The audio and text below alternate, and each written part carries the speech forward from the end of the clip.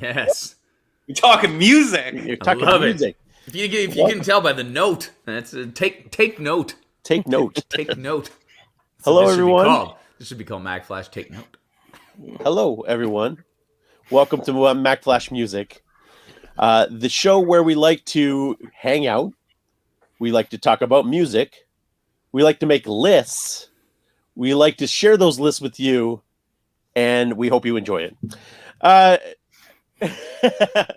That's a fair description. Yeah. Well, I like to make lists. That's part of it. That was number 4. Check I them think. twice. Check them twice, and then yeah. So I am AB. This is Scott. What's up, y'all? Down there is Jersey Jim. Down there is Jersey Jim, and below me is Francois, and we are going to talk about some music today, about a certain topic. And so we take turns. We're going to take turns choosing topics, and tonight's topic was chosen by my man Jim down there, and he is going to tell us what that topic is and just a little bit about it, and then kind of the rules that we set by, and because we went through a whole mess of rules and what applies and what doesn't apply, and hammered that all out. So he's going to get into that and explain it. I'll try to be as eloquent as possible here. Tonight's topic is debut albums. And what that means is, and what it does for this show, because it's one of our earlier shows, it encompasses everything. Like if you've recorded an album, you qualify for this list. And you can go through a whole bunch. It doesn't matter. And for example, doesn't matter if you did something that was with a group that was really popular, a la Beatles, Please Please Me, something like this with a solo act 10 years down the road, or even something that was part of a super group 20 years down the road by that. Basically, if it's debut albums. So, and there's no really set precedent for it. As long as it was your first album recorded in a studio, it qualifies for the list. And there's no really prerequisites about that. It doesn't matter if it sold, if it went diamond, or if it went triple platinum. Doesn't matter if it won Grammy Award for Best New Album. All it is, personal taste, your 5 best. Cool. So to start us off, we're gonna go with you. Oh, we're gonna go 5. We're gonna go 5, 4, 3, 2, 1. Yeah. We may throw some honorable mentions in there. We'll see. Yeah. How the time goes. But so we'll start with your number 5, and I'll bring up your Okay. number 5 here. Okay. And so just let me maximize it for 1 second. you got it. Go ahead. All right, my number 5. By a little band called Poison, Look What the Cat Dragged In. So it was released in 1986 by Enigma Records. And it was kind of one of the first, well, it was not one of the first, but it was in the group of glam records. Glam rock, hair metal, whatever you want to call it. And I was kind of debating in between a couple other albums. One was Appetite for Destruction by Guns N' Roses. The other was Motley Crue's Shout at the Devil.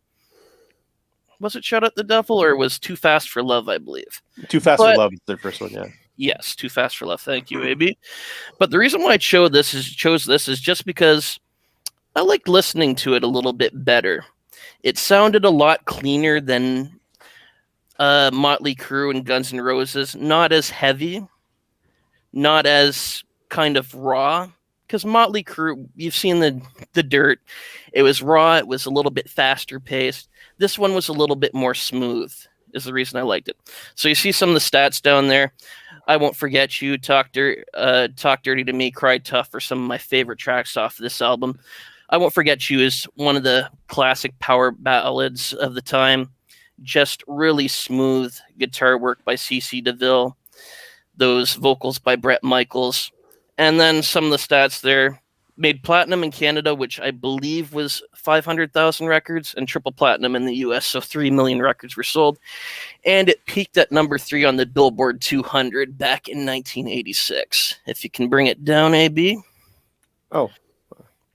Did I do that, or did you do that? Might have been me.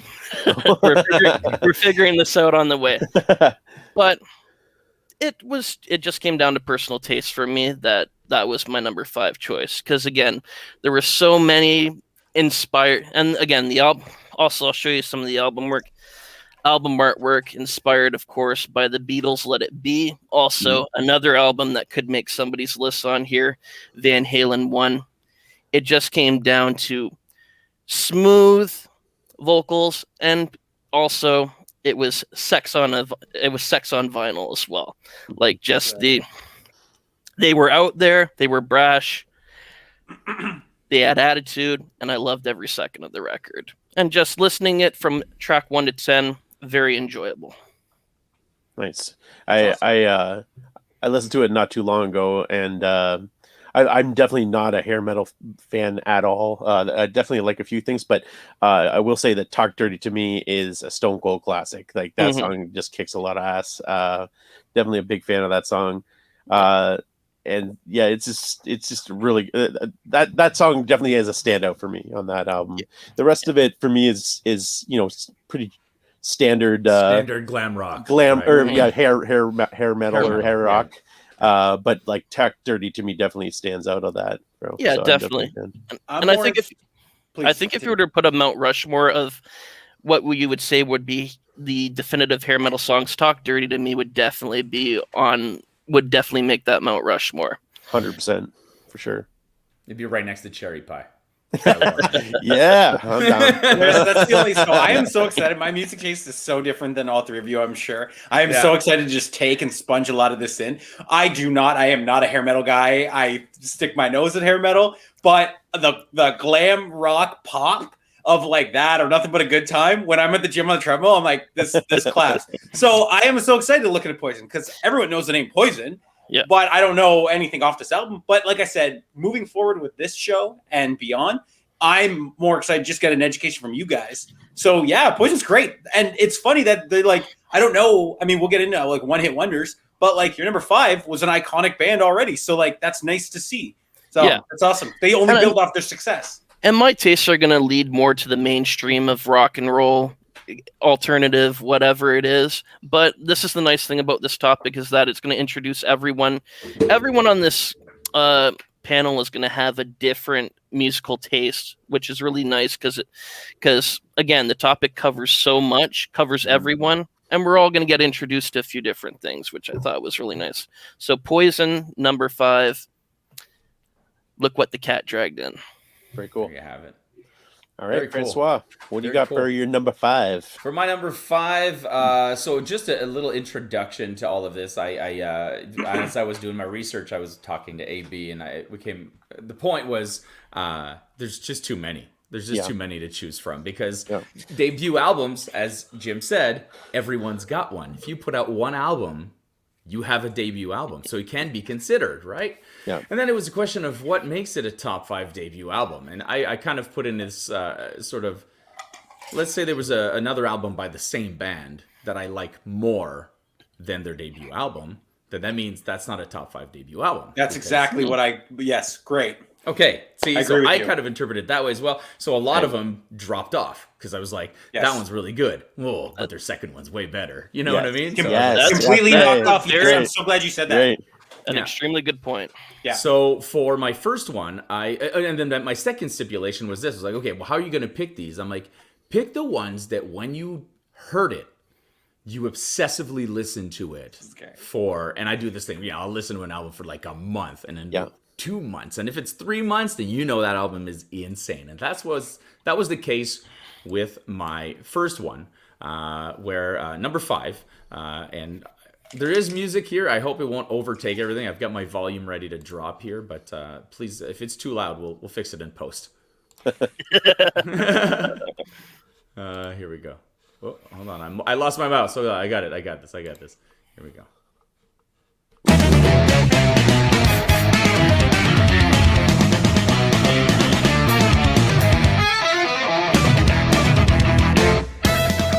All right, so what we got here is a little Thank You Scientist.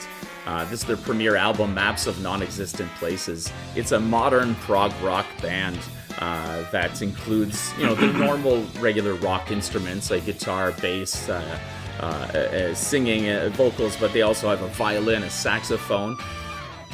You can hear the violin in the background right here. The voice, the singer's voice is very interesting for a prog rock. You would expect like a more Rush, high-pitched, wailing sort of singing, but... Oh, wow. You're throwing in the towel, yeah, you're through. Don't tell me how it's going down, yeah. So that is the type of music you're listening to the entire time. It is a fusion of jazz, of funk, of metal, alternative, and as you could hear, the singer really could carry a tune, and just a lot of just really good, well-researched music, but not annoying like some prog rock can be. Sometimes you're like, I just want to bop my head to this, but I don't know how to bop my head in 17/14 time signature. And so this band kind of like offers that sort of pop sensibility to prog rock, which I think is very cool. Their second album is equally as amazing, which is why they inched in here at number 5, because picking between the two albums, when a band puts out two identical albums, that you're like, yep, these are... it's the same style, this could have been 2 volumes of the same release. That's what their first and second album are kind of like, but this one inches out just for being like, this was their first album. And they were quite young when they made this as well. So they're up to 3 albums now, so check them out. Thank You, Scientist, and then the album is Maps of Non-Existent Places. Cool. I definitely want to check that out. Yeah. Oh, Matt going here. I felt listening to that it was almost like a new age ELO there. Okay, a new age ELO, yeah. There's a lot of there's some ELO in there. There's some influence as well from bands like Dream Theater. A little bit of the classics like Yes is in there as well. But they also kind of give it their own by. It's almost like saying like, what if instead of prog rock there was such a thing as prog pop?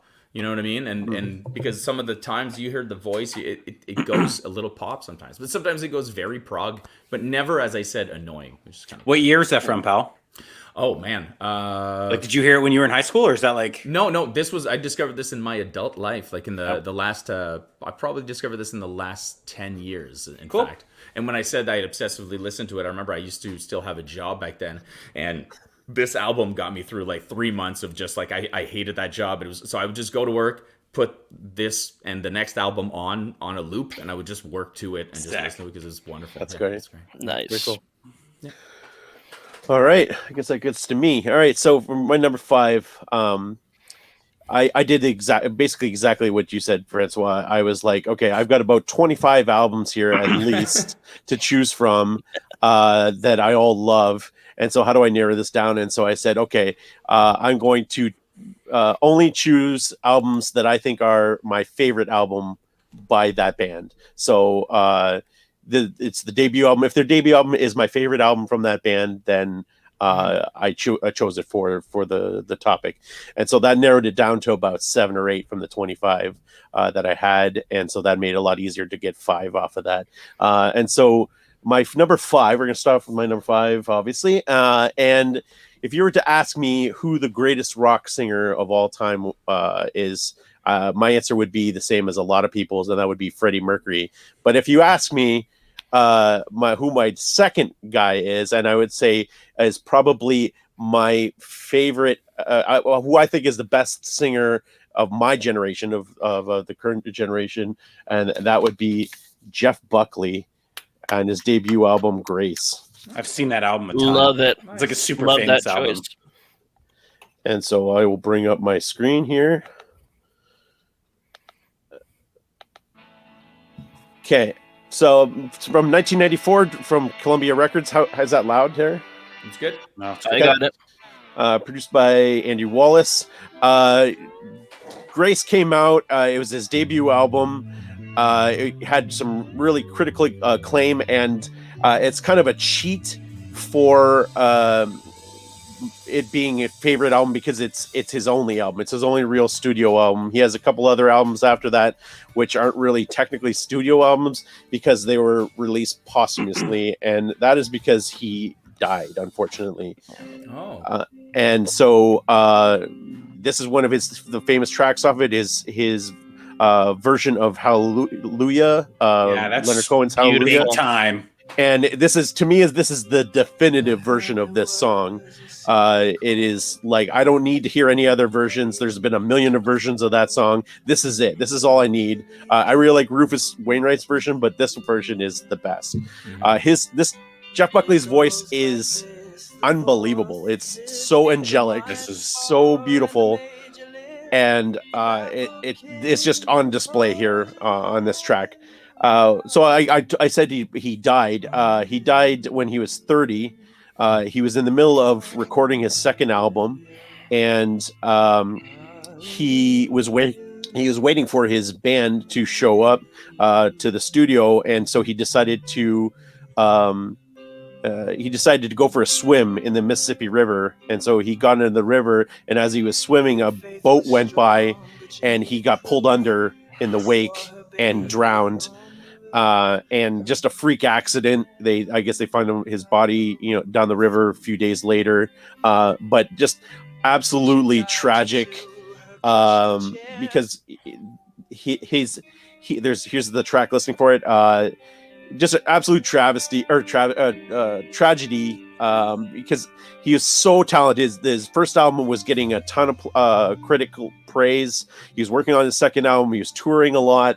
And he was, really going places. I mean, his voice is like no one else. He has insane range. He was an incredible guitarist, and just a great songwriter. This is the last track off of the album Dream Brother, and it's just a beautiful hypnotic song that I love putting this album on when I'm reading, and I just get lost in it. It just sucks you in and just puts you in this place that I just love to be in, where I'm just really thinking about my life and thinking about it's very, very meditative, and it's just a absolutely perfect album from start to finish. Showcases all of his talents. Like I said, he's an incredible guitarist. He's got really rock songs on this album, and then songs like this were incredibly beautiful. Yeah, that's my number 5 is Jeff Buckley's Grace from '94. That's wild, the story. It's so uncanny how you could probably compare him to as the James Dean of music. Mm-hmm. Like almost identical, snuffed out before he could really reach his true fame, but left a huge legacy.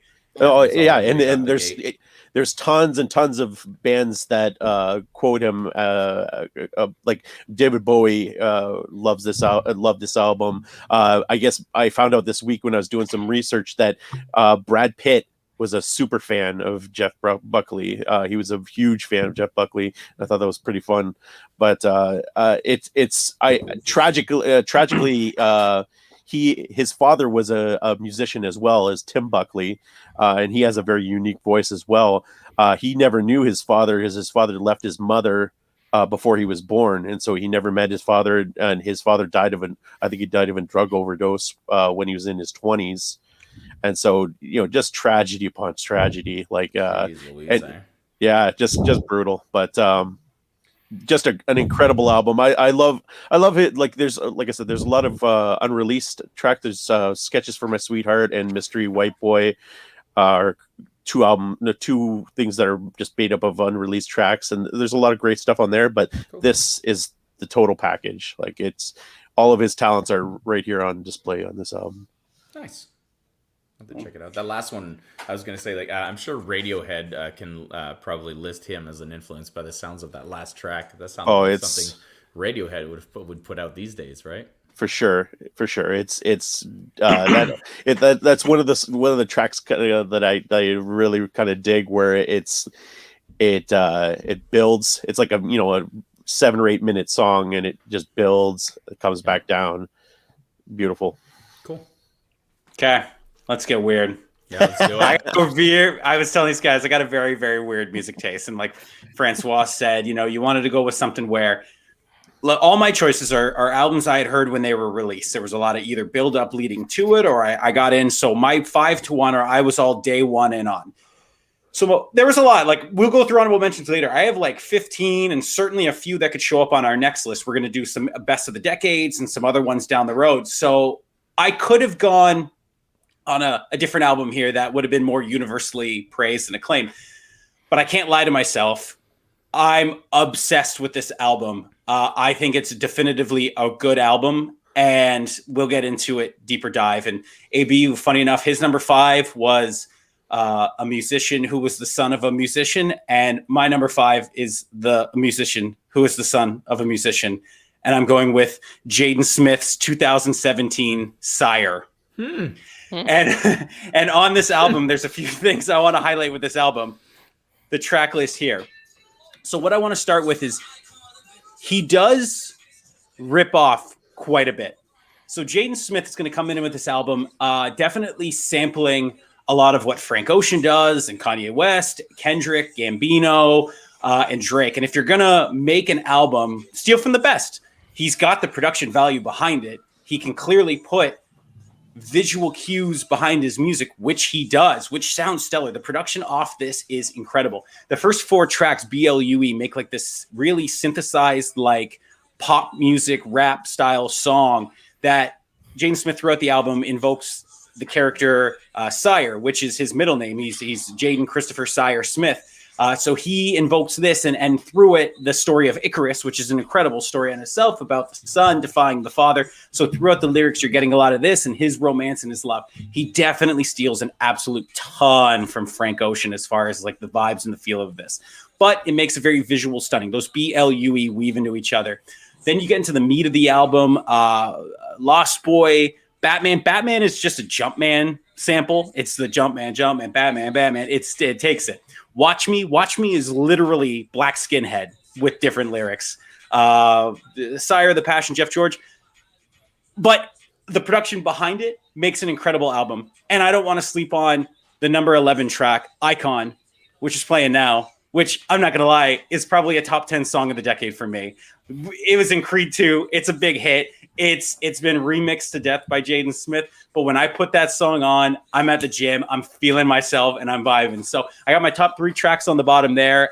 B, the opening of the album, it just makes this really like wind up. And it's 5 minutes. It leads right through to each. And they kind of, where one stops, the next begins. And then you look down, you realize you're like, oh, I've listened for 20 minutes and I'm on Eve, and it felt like one big song. That's incredible. Watch Me, such a cool song. And like I said, my favorite song off this album is Icon. So for the production value, because he steals from the best, but he makes a pretty good banger. My number 5 debut is Sire, mainly for the reason Jaden's follow-up was Iris, the reverse of Sire, garbage. Remixed Sire a ton. So I say this. I gave Jaden my number 5 because there was a lot of hype behind this, because it's an awesome album. I'm not going to really like anything he does probably from this point on. But hey, Jaden, we'll always have Sire, you and me. So it's very special for that reason. So my number 5 alone will be Jaden Smith's Sire. Well, I've never heard it. He didn't whip his You hair guys back are not and going to hear a forth, lot so. of my choices. Maybe some, but a lot of my shit's going to be way from outside. But like I said, I have texted a lot of people when this album came out. My buddy V, he drives the M-Track in Toronto, and he has an hour each way to work. I'm like, man, do yourself a favor. Listen to Sire. I told a lot of people about this album. People sleep on it. It's a good album. It's a visual album. Maybe you would like it. It takes like a lot of early weekend, and again, like a lot of Frank Ocean. And it makes a very visual, colorful roadmap of an album. So way to go, Jaden. Good job. You did good. Did good, son. You definitely intrigued me with the Frank Ocean stealing. All right, let's move it down. Which one's going on? Number 4 now. We're Number 4 for Jim. Shifting gears with Jim. Jim, you're going to have to share your screen there again. Oh, my apologies, sir. No worries.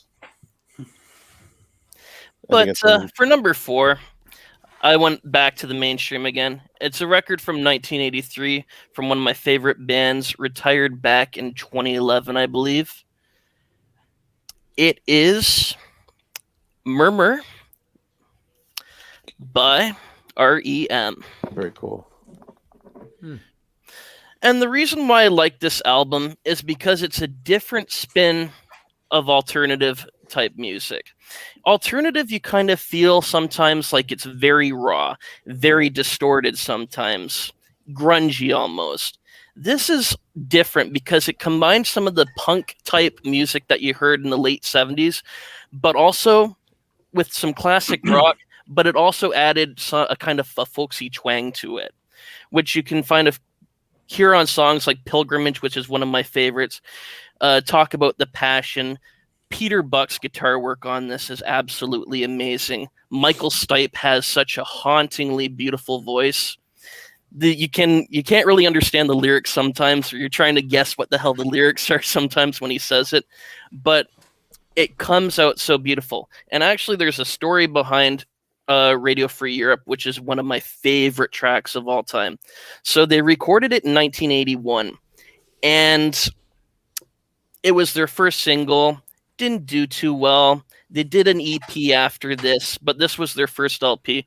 So they re-recorded it, and in 1980, but it was very popular when it was re-recorded and re-released, but as kind of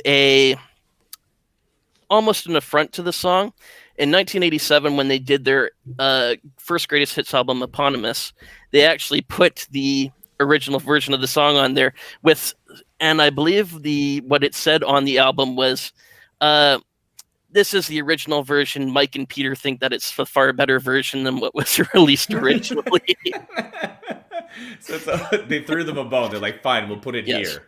Yeah. But why I like it so much is because it set the tone for the rest of the album, because the original version was about 20 seconds shorter than what this version is on the actual album. Went from about 346 in length to about 406 in length. And what it did was it slowed down the pace of the album, and it helped them find their sound that they carried on for the next 25 years. Sometimes you feel like certain artists rush through a song, and it doesn't seem like it doesn't do the song any justice. They found the pace of it, and really it just made it sound.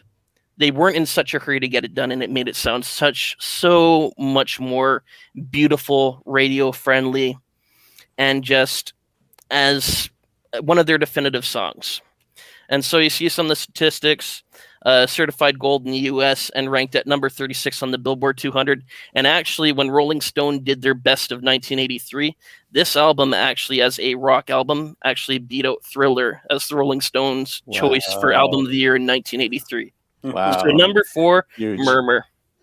Very cool. I will knock that down. Hold on. So yeah, I definitely like REM a lot. I wouldn't say I'm a huge fan, but I'm definitely a fan.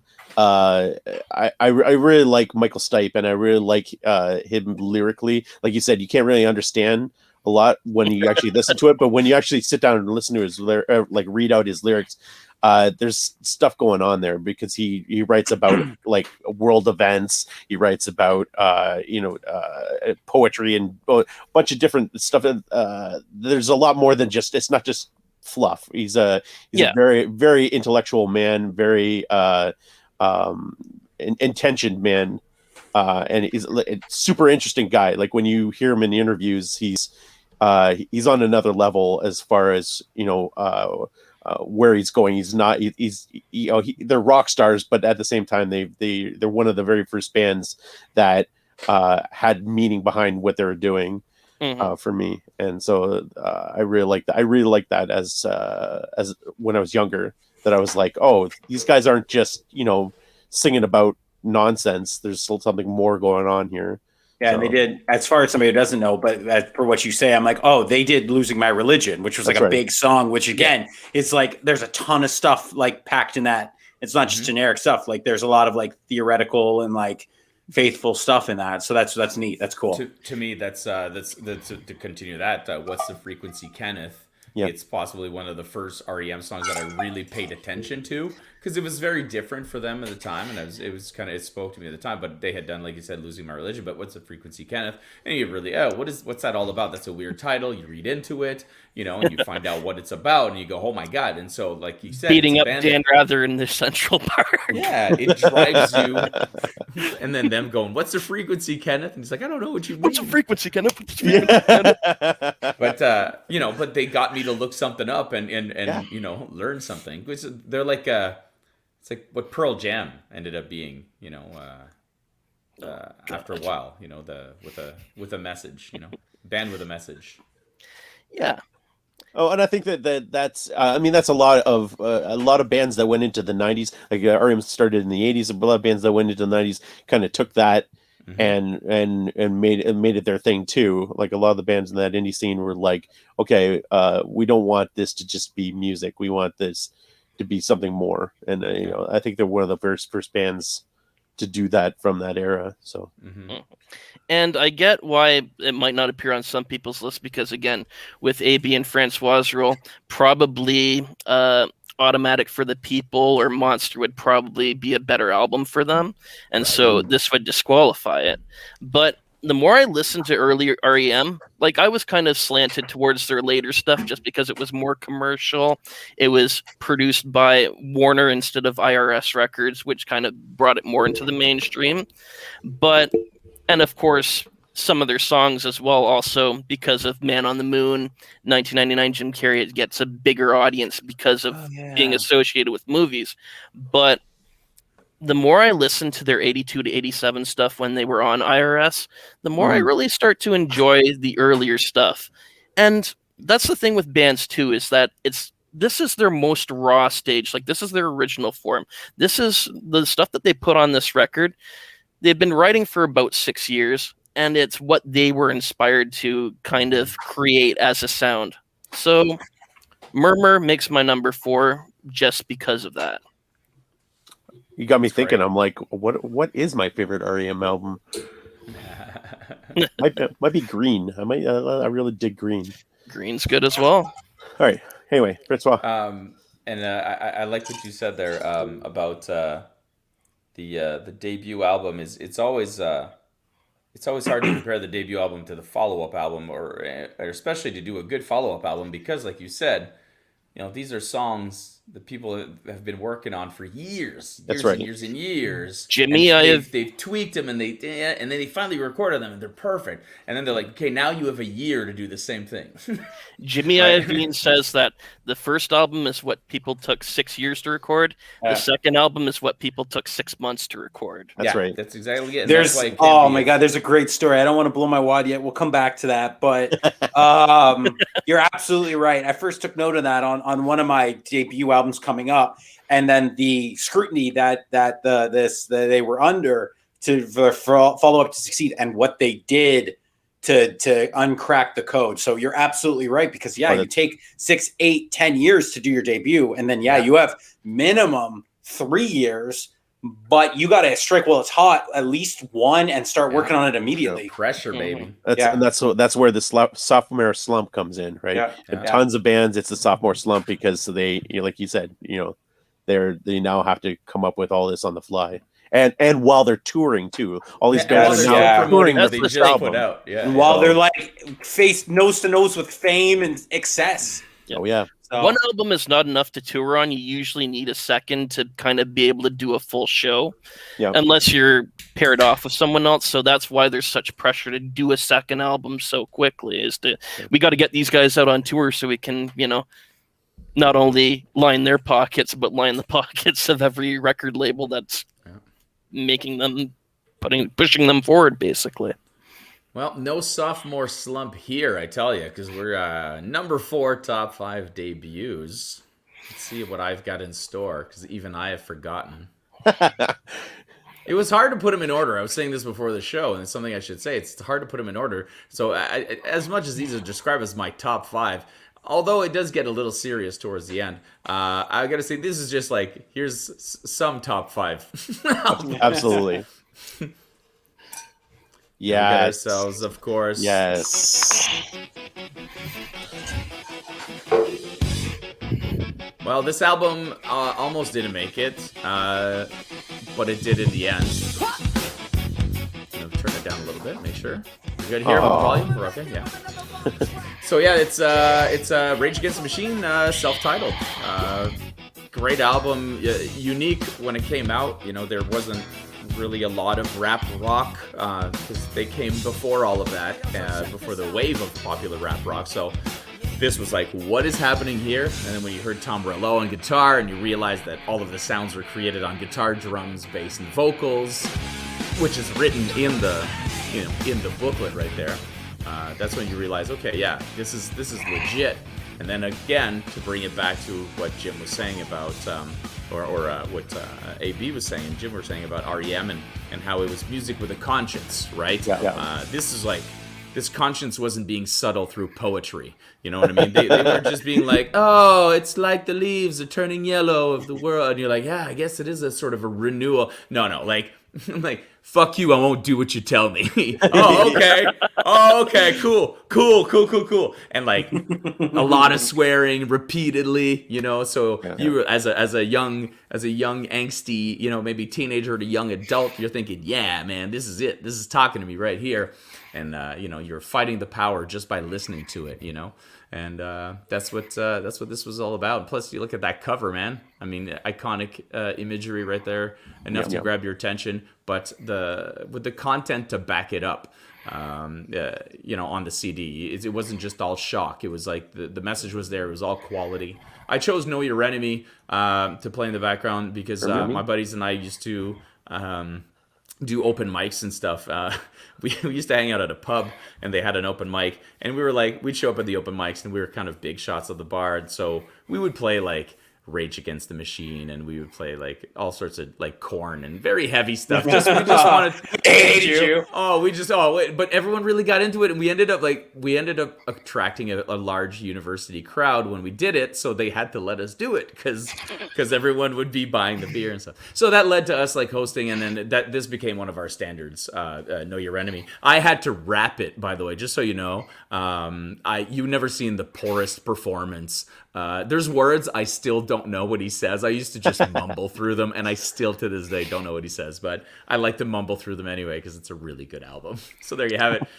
Rage Against the Machine, self-titled, is what I was talking about. I thought you put that on. I thought you should put "Know Your Enemy" on there for me because I know you love. I know that I love that track. No. Yeah. Well, that's that too. It's a little gift for you. A little gift. There you go. I definitely, that's my favorite track by them. I love too that Maynard comes on there, and just the little bit there. Time has come to burn. Yeah, that scream is crazy good. But I played the hell out of this CD in high school. I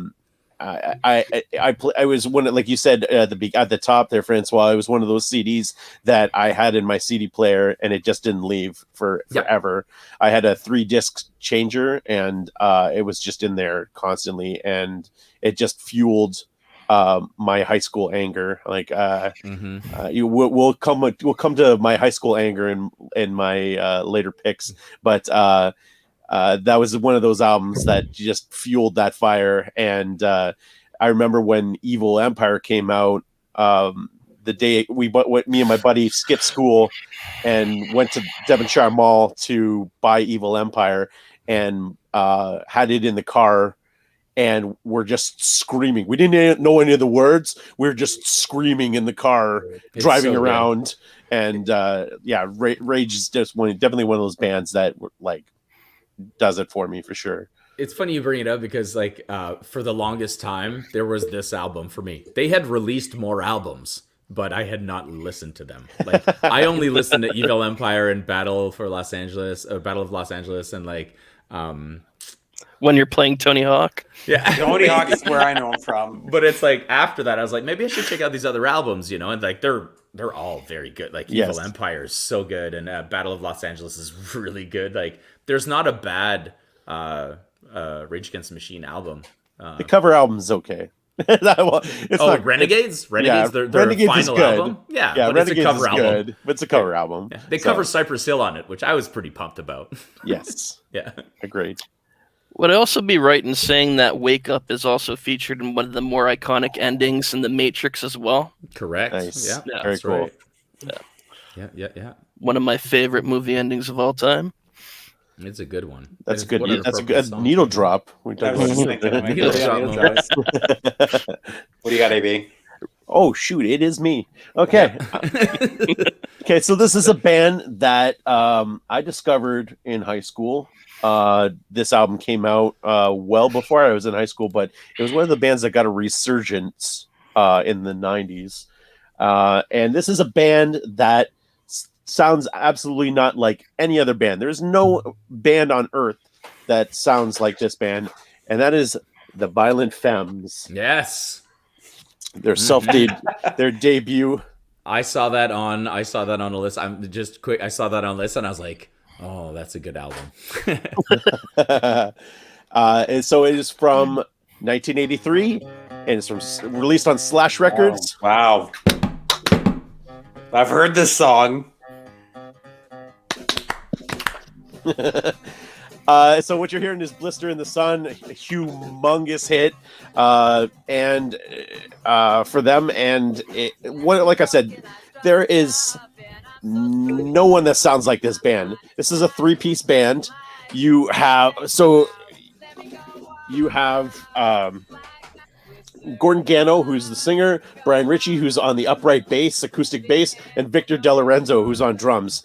And so you basically have like an acoustic guitar, an upright bass, and a very sparse kit with like he's playing with like for a lot of the album he's brushes and like just a really like minimal drum kit, and they're basically playing punk rock. This is like there's a new, I guess there's a genre now called folk punk, and they're basically the start of that. Like there's no one else doing what these guys were doing back in 1983.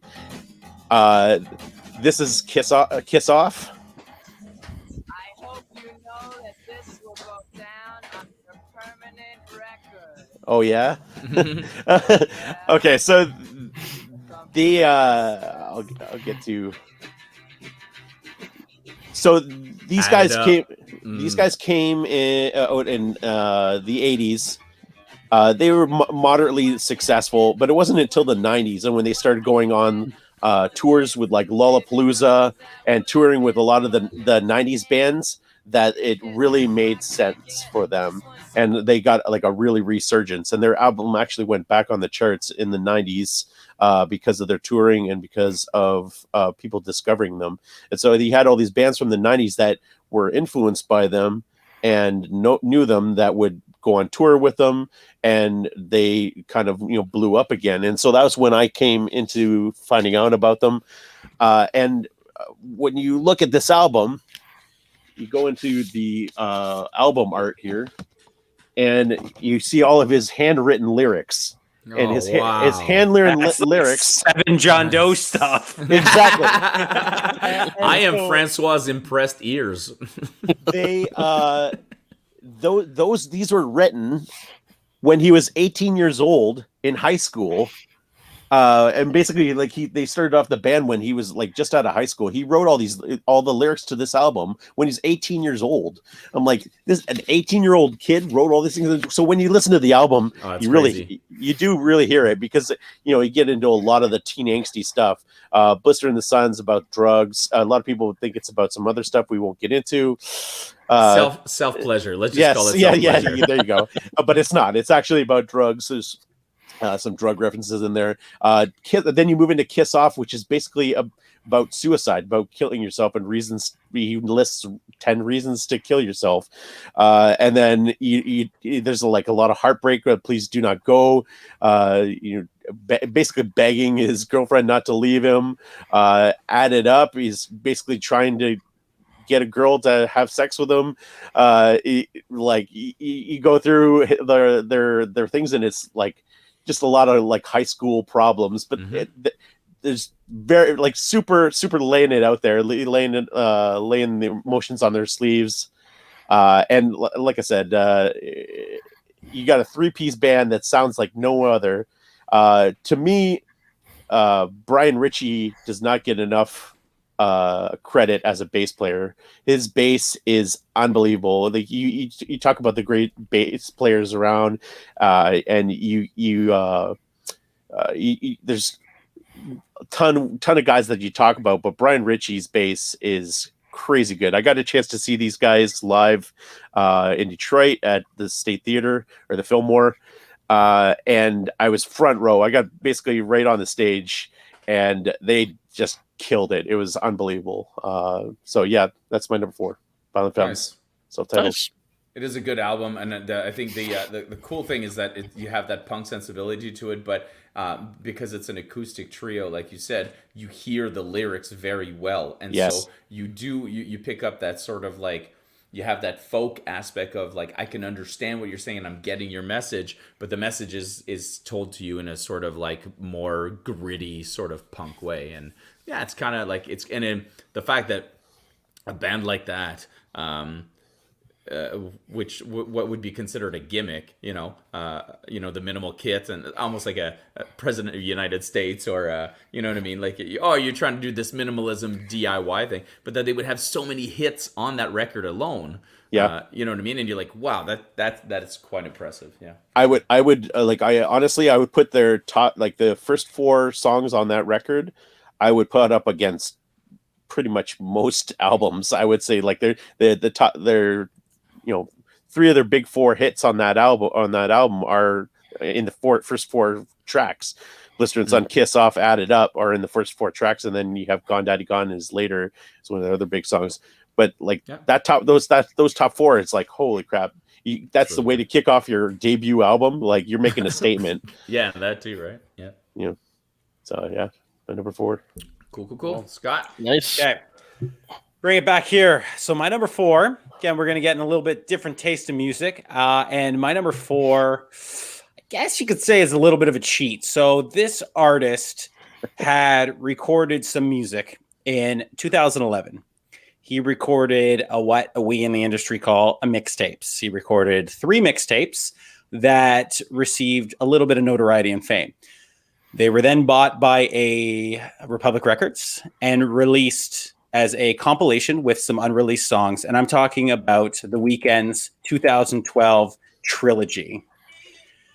So the main thing about the trilogy here is it's compilated of 3 of his albums: House of Balloons, which came out in June of 2011, Thursday, which was November of 2011, and Echoes of Silence, which was December of 2011. This whole album was then, like I said, purchased and redistributed by Republic Records from XO as the one album, over 3 hours, with all 10 songs of each album. And I had first heard it. I had first heard High for This, which is playing in the background, which was the background song of the season 7 trailer of Entourage, the final season. And I remember being like, what is this song? What is this? That was summer 2011. And I remember being like, I can't get enough of this. And I went to the same YouTube video, which is up right now. And it is from House of Balloons, and it's just High for This. And I remember, and it debuted July 2011. And I was like, I remember listening to that over and over and over and over. And I got House of Balloons that summer. I either downloaded it or had something or whatever. Unbelievable. If you wanted to get technical, it's fine, because if you wanted to disqualify me for having all 3, House of Balloons is his actual first mixtape. That by far is my favorite of the 3. But again, like I said, this was a studio compilation and issued as, which I then bought later. Like I said, if you want to go through those songs, High for This, What You Need, House of Balloons, and Glass Table Girls, which The Weeknd just brought back at the halftime show of the GD Super Bowl, playing B-side alternative, like R&B fusion rap. I know this popped this guy here. We were texting during it. Then he's doing The Wicked Games, Loft Music, 28, The Birds Part 1 and 2, The Zone featuring Drake, who were both relatively new. Drake's Thank Me Later was a tough omission on my list. DD, which is a remix, like rock R&B version of Dirty Diana from Michael Jackson throughout XO, and same old song, which is incredible too. I remember one of my biggest regrets, 2011, I think it was the summer before this and before he really blew up. He was playing in Toronto when I was in Toronto in the weekend, like one weekend with my friends. My friends are so lazy. All they want to do is just drink and watch movies and go to a bar. And I was like, guys, there's this really good local artists playing downtown. Like tickets are $25. Can we go see The Weeknd? And they were all like, oh, we don't care about that. We don't care about that. We're just going to go down to the pub. And I remember for years just having so much like angst against them for like me liking this independent R&B artist who was the biggest deal in the world 10 years later. Yep. And you bring it up to my friends and they're like, man, we would have gone. No, you would have gone in 2021, not knowing who in 2011 he was, but I was a fan and you didn't want to go. So we'll bring it back home with my top 3 favorite tracks from the entire trilogy. Number 3 is the DD. And then I'm going with Wicked Games and High for This. So those are, but High for This, like I said, The Weeknd comes out with some really good stuff. I really enjoy Kissland, Beauty Behind the Madness, Starboy, and then the recent After Hours. I'm obsessed with those 4. They are all incredible. They're all Weeknd albums, so you know exactly what you get. Nothing for me will ever top the first time I heard this. And High for This, while not his best or well-known song, will always be my number 1. Blinding Lights can't beat it. Starboy can't beat it. Low Life can't beat it. Nothing can beat it. High for This will always forever be my number 1 favorite Weeknd song because, like I said, it is the first song off the very first album he's ever done.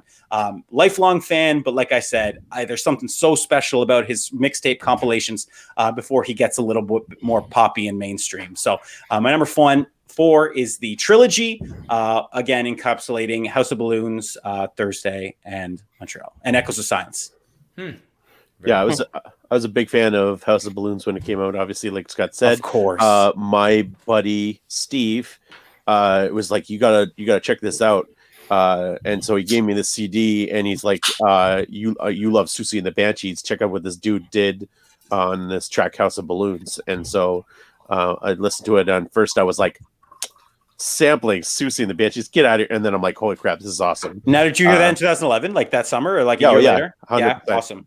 100%. Yeah, my like I said, my buddy had that first House of Balloons disc. I've heard the other 2, but I haven't heard them as much because I got stuck on that first one.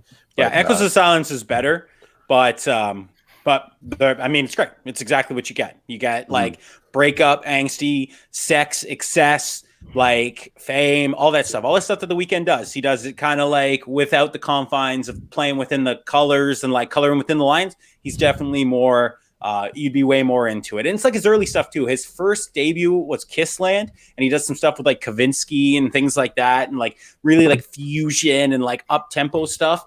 And then now he's more of like a club popper, and that's great too. But like I said, that early stuff, he's really like off the leash, and nothing will ever get back. So shout out season 7 Entourage using High for This in their trailer, which I still remember being like volume up and being like, this is the greatest thing I've ever heard. That's a real life needle drop. There you have it. So far, you've done pretty good too. You've managed to bring up Creed and Entourage. So you're on a roll. You're on a roll so far. All we need is a Will Smith right now. Do we have a Will Smith? Well, we'll have to see. Will was Joe. Will was with Jane, but I thought Oh, you had Jaden. You had Jaden, baby. Yeah, sure. We're good then. We're good. What do you got, Jim? For my number 3, well, my number 3, you could say that it was a perfect 10 because my number 3 album is 10 by Pearl Jam. Nice. There you go. It's cool. The funny thing about Pearl Jam is that they really weren't even a band before this album came out, a year before this album came out.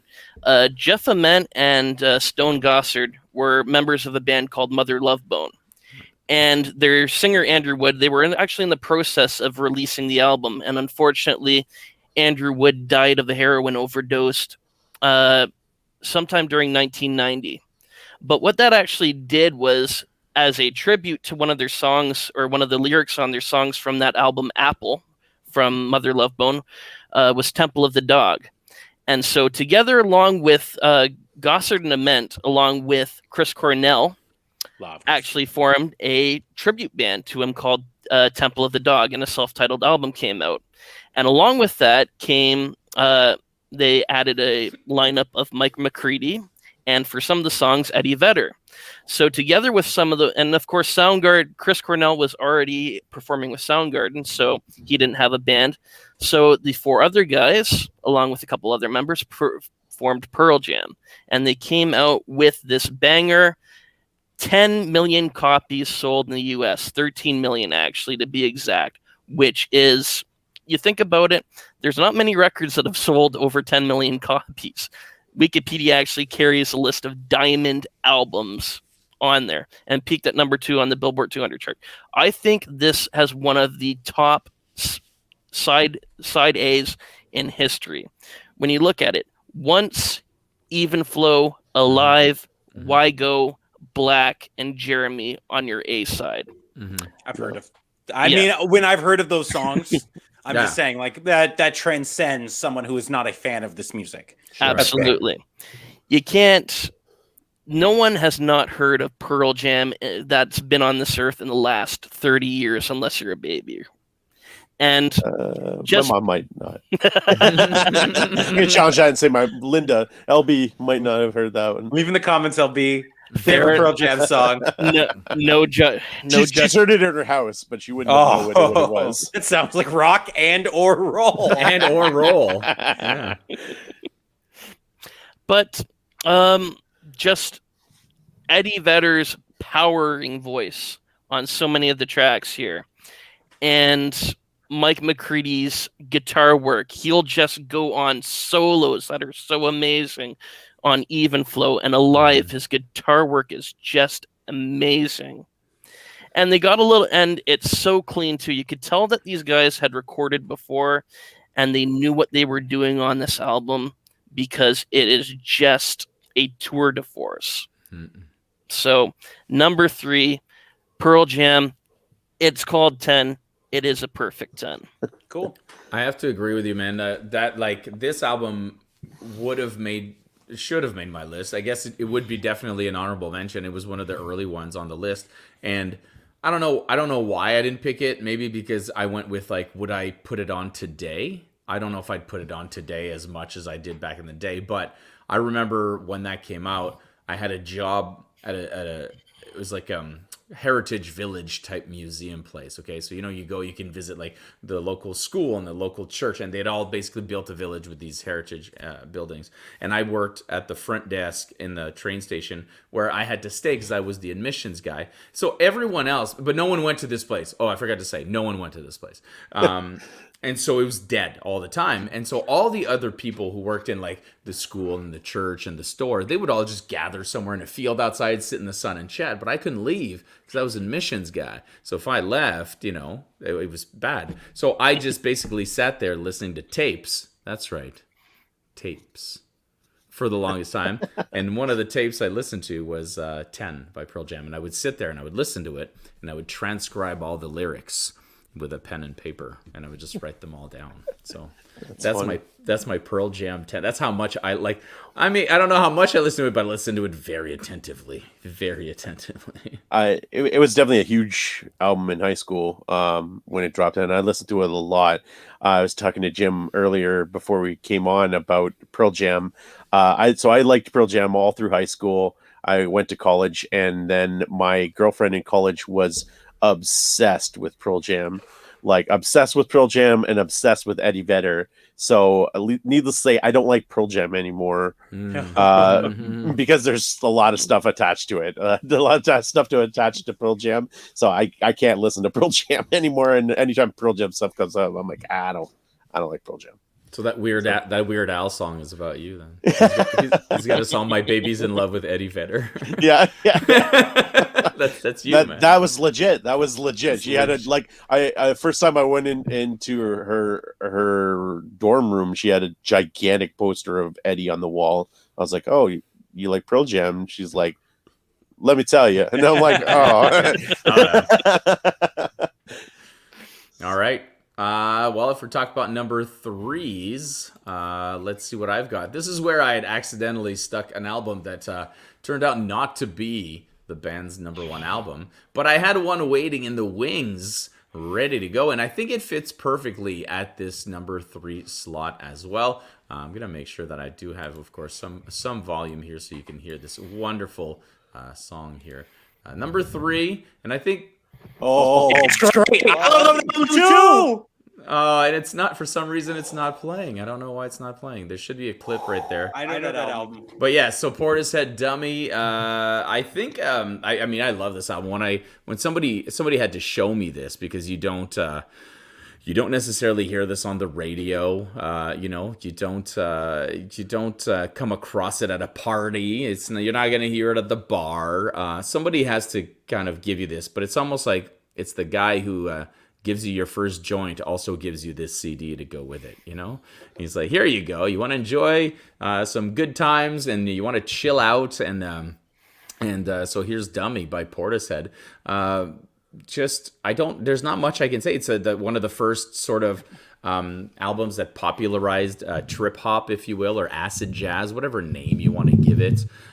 It had all the elements that I enjoy about a band, which is like live instruments, but with electronica mixed into it. So a real drummer, but a DJ as well, and a real guitarist and a real singer, and all of that working together. It's just really amazing. When Portishead then released an album, with an orchestra, that's when you're like, this is everything coming together amazingly, right? So, but Portishead Dummy is where it got started, and to think that is the debut album, it is possibly, I'm going to say, their best known album as well, and just in a style that it's rare. I haven't found many other acts, maybe Tricky or Massive Attack, that have captured me as much as Portishead's Dummy when it comes to kind of that trip hop, acid jazz, electronic music. So that's why it's my number 3. I wish you could have heard. I think I had Wandering Star as the back. I think I had heard Numb. I got a neck here. Is everyone? Yeah. I had heard Numb on something like a YouTube compilation, and like in college, and I remember being like, "Oh my god, this song is unbelievable!" And then I got the whole album. I remember driving and listening to that album on my way to college at like 7 a.m. and it was the perfect for the ambiance. I don't like a lot, but I like that for sure. I recognize the art of the album. I am a huge Portishead fan. I actually just bought 3 on vinyl off some old trucker dude, or not trucker, biker guy. This old biker guy in his 70s that lives behind Komodo Club. I bought the 3 on vinyl, the double LP off of this dude, and he brought me in his garage and he had a thing, and I bought this album. I'm like, was this your album? He's like, yeah. And I was like, that's pretty cool. This awesome. Old biker guy, but I love this album. I'm so happy you put it on there. For me, Roads. The song Roads on there, it just crushes me. That song, anytime that song comes on, it absolutely crushes me. I love that song, and I believe one of the lines in that track kills me every time. It said, "I've got nobody on my side, and surely that's not right." I love. Oh man, I'm just like, oh my gosh, just a great album. I think there was a period of my life where I forget who my girlfriend was at the time, whether it's my current, but it doesn't matter. But there was a period of time where that was our falling asleep album. That was all right, it's time to go to bed. Put this album on, and then you just let it run, and then it would run its course, and then you'd fall asleep. Yeah, it was great. I may do that tonight. Oh man, that is a great pick. I'm fired up. The perfect white noise. Yeah. All right. So you talked, Francois, about you have albums that are kind of interchangeable. Those first 2 are kind of lesser than these next 3. These next 3 are interchangeable. Any of these 3 could be my number 1. These are all in my top albums ever. We're gonna go with my number 3. I knew it was on there. It would have to be. Yeah. I knew you'd have it. Obviously. Preach, man. This is one of the greatest rap albums of all time, from 1993, and I haven't said it. It is Enter the Wu-Tang 36 Chambers by Wu-Tang Clan, produced by RZA, ODB, and Method Man. When this came out in 1993, this was an absolute. It didn't even make any sense. You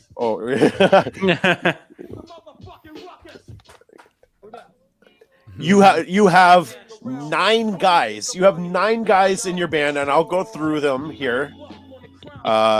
make sure I don't miss anybody. You have Inspector Deck, Ghostface Killer, Jizza, Master Killer, Method Man, ODB, RZA, Raekwon, You God. And then on there, you have the fourth disciple as well. He's doing the scratching.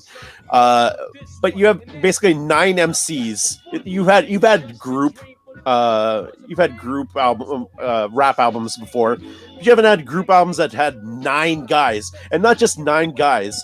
You have 9 guys who are, every single one of them is incredible. They all broke Like off. there's no weak spot. There's no weak spot. They are music's the Avengers, man. They all have their solo stuff, and then they come back. Here's the track listing, and there's no weak link in this group, and they all get their time to shine. They all get their spotlights throughout the whole album. On top of it, you have Jizza and the RZA making the beats and making the music, and for me, like when I first heard this in high school,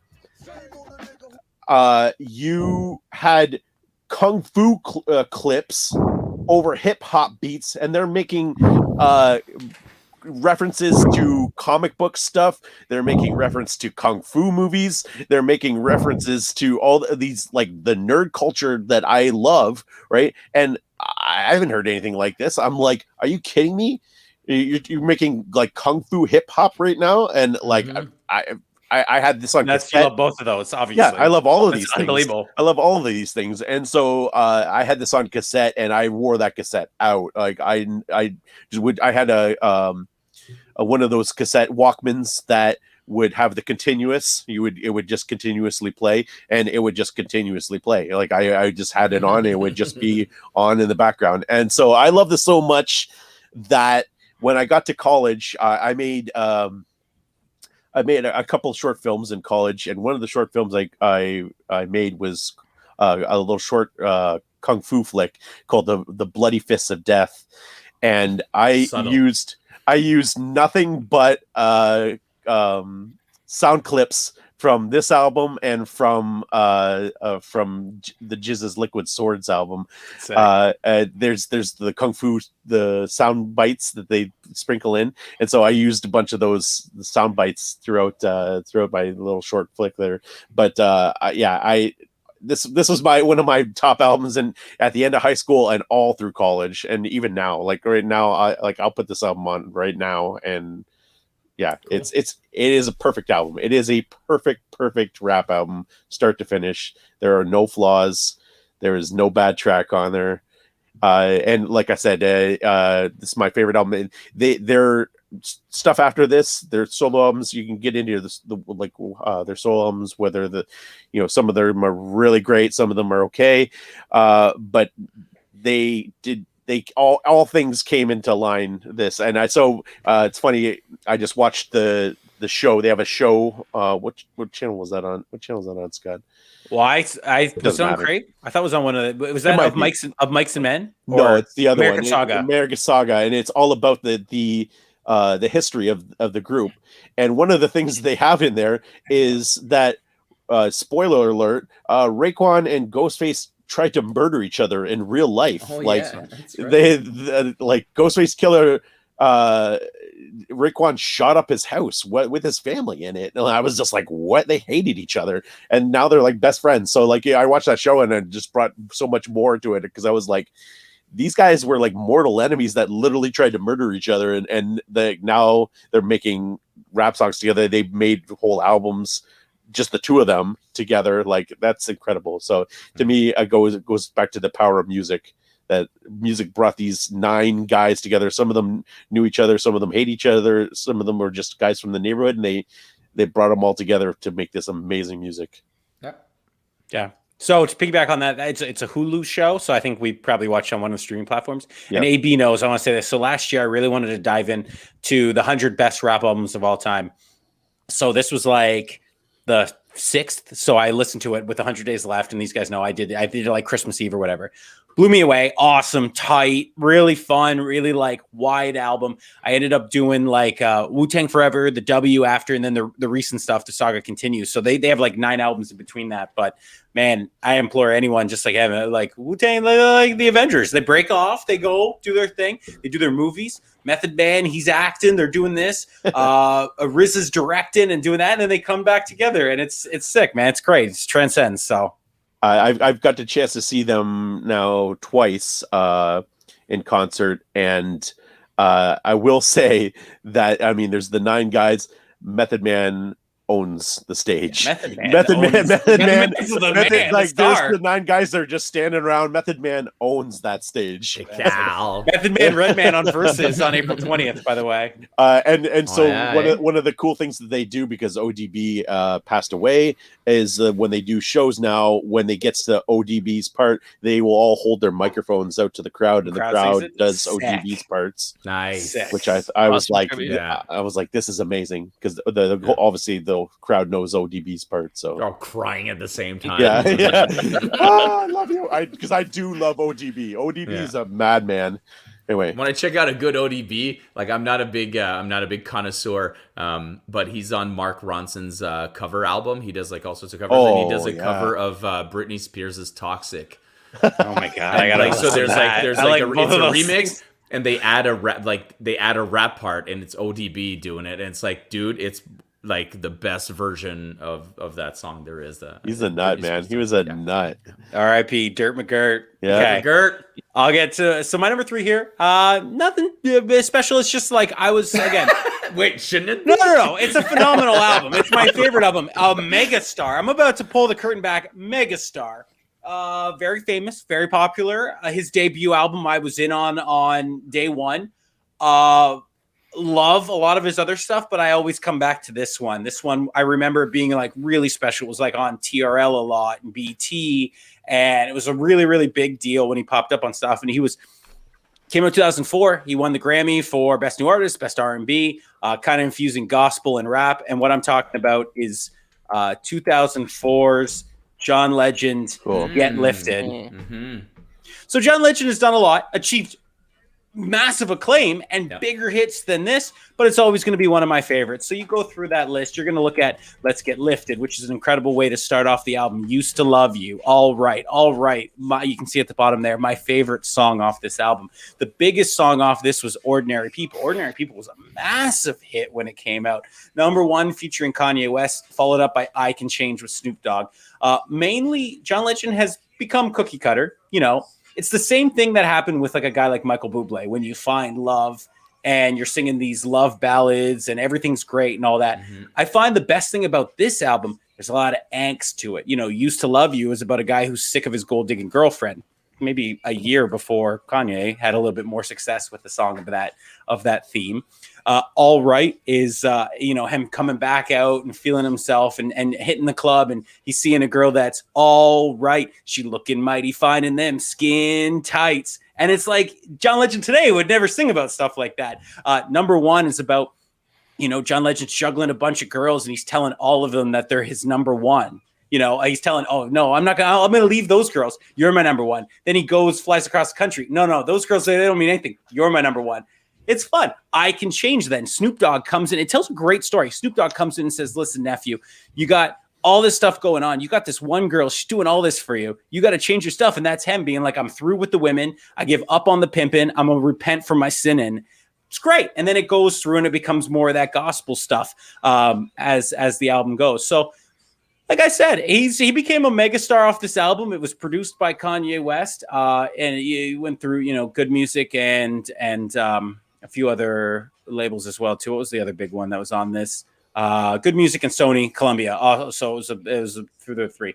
But again, like I said, it won the Grammy for New Artist in R&B, and it's one I go back to. My top 3 tracks on this, I'll always pop for Used to Love You, I Can Change, and All Right. And yeah, it's just little things. Like I remember around when this came, I was playing like on a softball team with some friends, and it was night, and I had my headphones on and I was listening to this album, and I just remember like feeling like an athlete, like All Right was on and I was throwing the ball, and it's one that I have a positive like memory of. And like I said, it's one that I put on. I remember putting this on. It was my go-to anytime I'd have a girl back, or when I was dating my girlfriend, we'd put stuff on in the background. It's perfect to cook to, perfect to hang to and talk. So for debuts, for it being a true debut, because he literally came from nowhere, he had a lot of support on this one. He shows off a wide range of talents between playing the piano, which John Legend has always been known as a master piano player, as well as his singing and his stage presence. So for that, my number 3 is John Legend's debut into the stratosphere of fame, pre-marriage to Chrissy Teigen. That's the one thing too. Everyone loves John Legend. People will be like, "Oh, I love John Legend." When the song comes on, I love John Legend. You weren't there for day one. You like post Chrissy Teigen John Legend, father of 3. You didn't like angsty, like suave John Legend. So again, I was there for that. So 2004's "Get Lifted" by John Legend's my number 3. That's great. Yeah. I have nothing to say about John Legend except that I want to look into it more, because every time I it tends to come up in I can tell you his name is John Roger Stevens. Yep. That's his real name. I can tell you that he's the youngest black person to get the EGOT. That's true Emmy, too. Grammy, Oscar, and Tony. So I know all this stuff, and so every time I read something like that, I'm like, I should really listen to some John Legend. So knowing that the debut album does make your top 5, it's going to make it easier to start at the beginning and just sort of work my way into the radio-friendly, panty wedding sort of stuff. Yeah, no doubt. And he did some other stuff with the Roots. He did an album, Good Morning with the Roots. Yeah, he did it. Yeah, it's a great one. Ooh. He did Love in the Future. That's awesome. I saw Evolver when he came to the casino. Bigger Love just came out, and it's great. It's great stuff. Just like I said, nothing will ever beat like the debut. He was a big deal. He came from nowhere he was on everything. He was on like Good Morning America, playing ordinary people, and like I remember like Regis and right, Kathy at the time were like, this is the most talented person in music. And for my money, I've said that. So I had a conversation last year with my friend Matt. He asked me, he's like, hey, do you think Childish Gambino is the most talented person in entertainment? And I said, I think he's number 2. I think he's very high. I think people say I think he can do everything. I do, for my money, think John Legend is the number 1. I think John Legend can do everything. I think he can play like 6 instruments. I think he can play the piano exceptionally well, better than probably anybody else in entertainment, short of classically trained piano players. He can act, sing, host, comedy, drama, anything else. He pops up. He's in La La Land. He's in This Is Us. He does a lot of stuff like that. So, like I said, for my money, and he becomes the most talented, famous person in America. But his debut was electric. So 2004's Get Lifted. Sexiest man. Sexiest man alive, like 3 years ago. So There you go. he's A very well important known. award. Like I yeah. said, people, I love John Legend. You weren't there for Get Lifted. I was there for Get Lifted. You were not. I didn't see you at the Get Lifted party. You were at Sexiest Man Alive party. You were at the Sexiest Man sexiest. Alive. You were at the Christmas album party, but you were not Get Lifted. That's great. All right, Jim. I can see what this album is, and I am very hyped. I'm glad you are, because my number 2 is the debut album for someone that's gone on to a very famous solo career, but he had to start somewhere. And his band was The Police, and the album is Outlandos de Woo. Yes, sir. Records. We talked about first 3 or 4 songs on a certain side of a record. I don't think it gets any stronger than Next to You, So Lonely, and Roxanne. And I'm going to try to play a clip. Hopefully it does play. But this is a clip from So Lonely. And it's the solo part about 2.5 minutes into the song. And the equality of talents in the band between Andy Summers, Sting, and Stuart Copeland, all doing their things on guitar, bass, and drum. So I'm going to see if it plays for you guys. Let me know if it does. But let's start it up. You guys hear that? I can go louder. There we go. Yeah, there we go.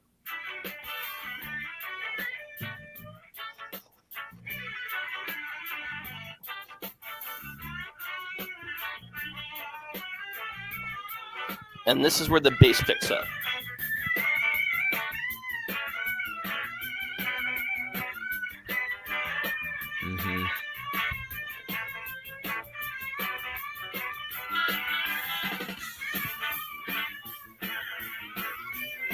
and Stuart Copeland's picking up his drums now, and you get to the end, and it's so awesome. Ah. Oh yeah. Oh man. For sure. Talk about three people being in such harmony on the song, and that's why I love second tracks. Again, I've talked about it before. You get energy from the first track of an album. You get flow in it. That song, So Lonely, has such amazing flow. Goes from slow and then it just picks up speed so effortlessly. Calm it back down, pick up speed again. Such an awesome song. And the thing about this album, too, to talk about it a little more, is that a lot of bands sometimes don't even hit their peak in the country that they're from. They have to kind of go across seas. Backstreet Boys did it when they went to Europe to release some of their songs. Then they came back to the States and they were such an over band. Same thing with Tom Petty. He wasn't popular in the States. He went over to Europe, got on top of the pops, became so popular. Then when his later stuff came out in the States, he was more widely acclaimed in the country that he's from. Same thing happened with the Police. They weren't really popular in the UK. They didn't really chart that well on the UK charts. The album wasn't selling well. They took it over to the States. It became huge. And then when they re-released it back in the United Kingdom, it became such a popular album. But between those three and Can't Stand Losing You, they're such dominant tracks. It's Sting's original form. I kind of hate what Sting has become because he's been kind of like this ballady type person that's a little bit, it's not his greatest form. I think his original form is his best, and this album just kicks so much ass. The Police, only 5 albums. They were only together from 78 to 85 before the reunion, but each one of the 5 albums was so awesome, and the first one I think is the best out of all 5. So number 2, The Police, Outlandos Still More. I have to say, you're absolutely right. I think now he's more Gordon Sumner than Sting. I think is what's going on. Yeah, you know, he's no longer the Sting from the Police. My buddy used to, at one point, a good friend of mine back when I lived in Ottawa, at one point decided to really listen to Sting, to the Police, and he went back and listened to all the older stuff, and he comes to me, he goes, "Did you know the Police was basically a ska punk band?" And I was like, what? He's like, listen to it and you'll see what I mean. Reggae, like, but yeah, that's pretty, you know what I mean? No, but that's kind of like that.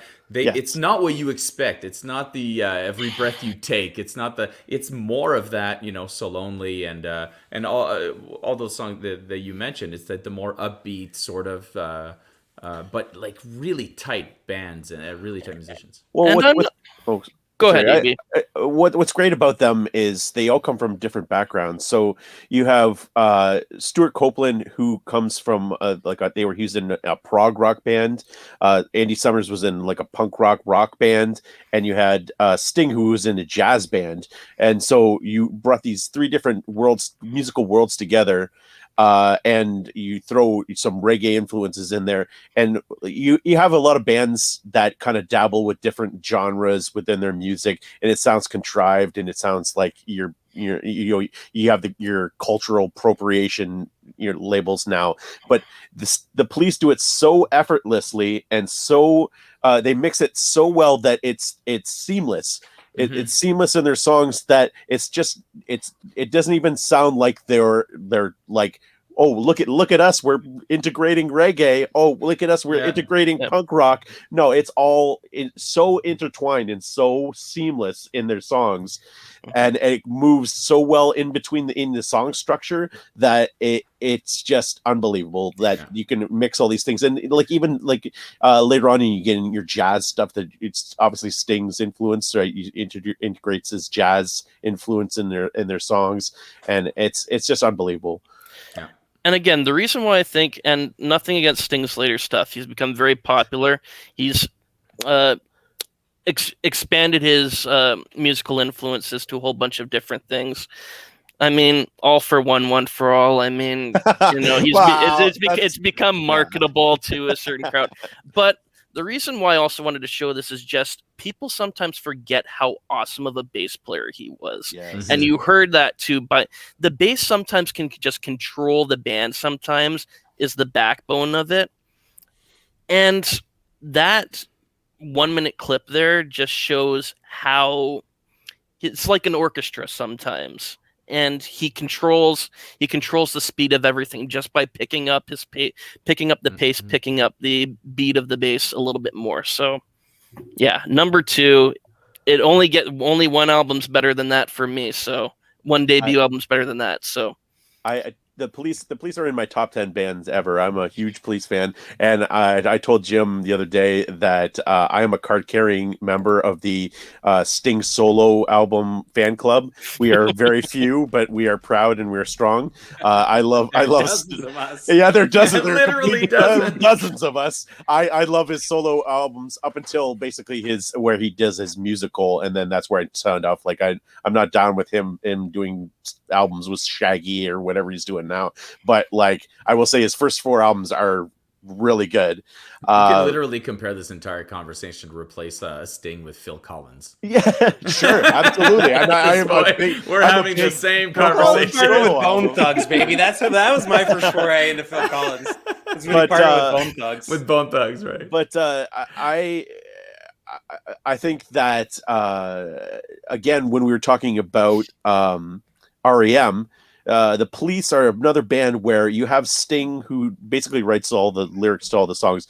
He's so smart and so well read that he throws so many references in there, and like you have he writes songs about like Russian philosophers and like these really diabolical songs too, like Murder by Numbers. There's a song called Murder by Numbers, and other things where it's like very dark. And you have like Don't Stand So Close to Me about a high school teacher, how would affair with a student, and like even Roxanne. He wrote it while he was walking down by the river, and he was thinking about what it would be like to date one of the strippers, because he was, or not strippers, prostitutes.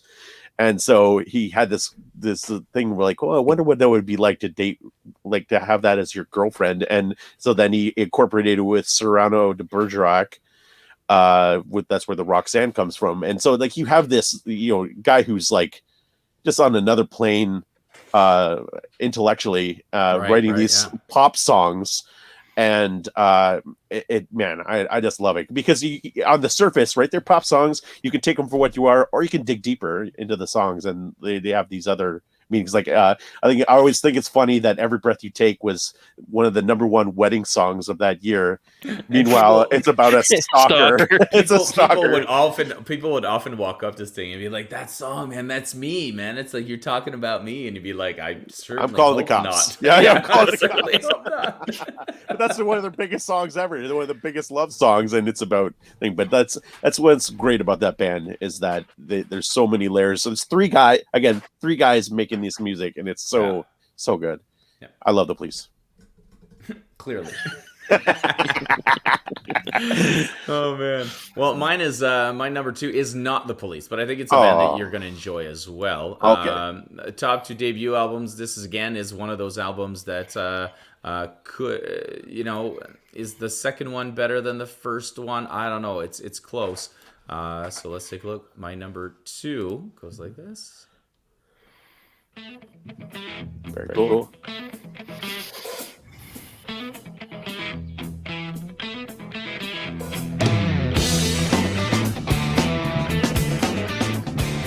Now, you're like, Francois, you're not playing No Rain?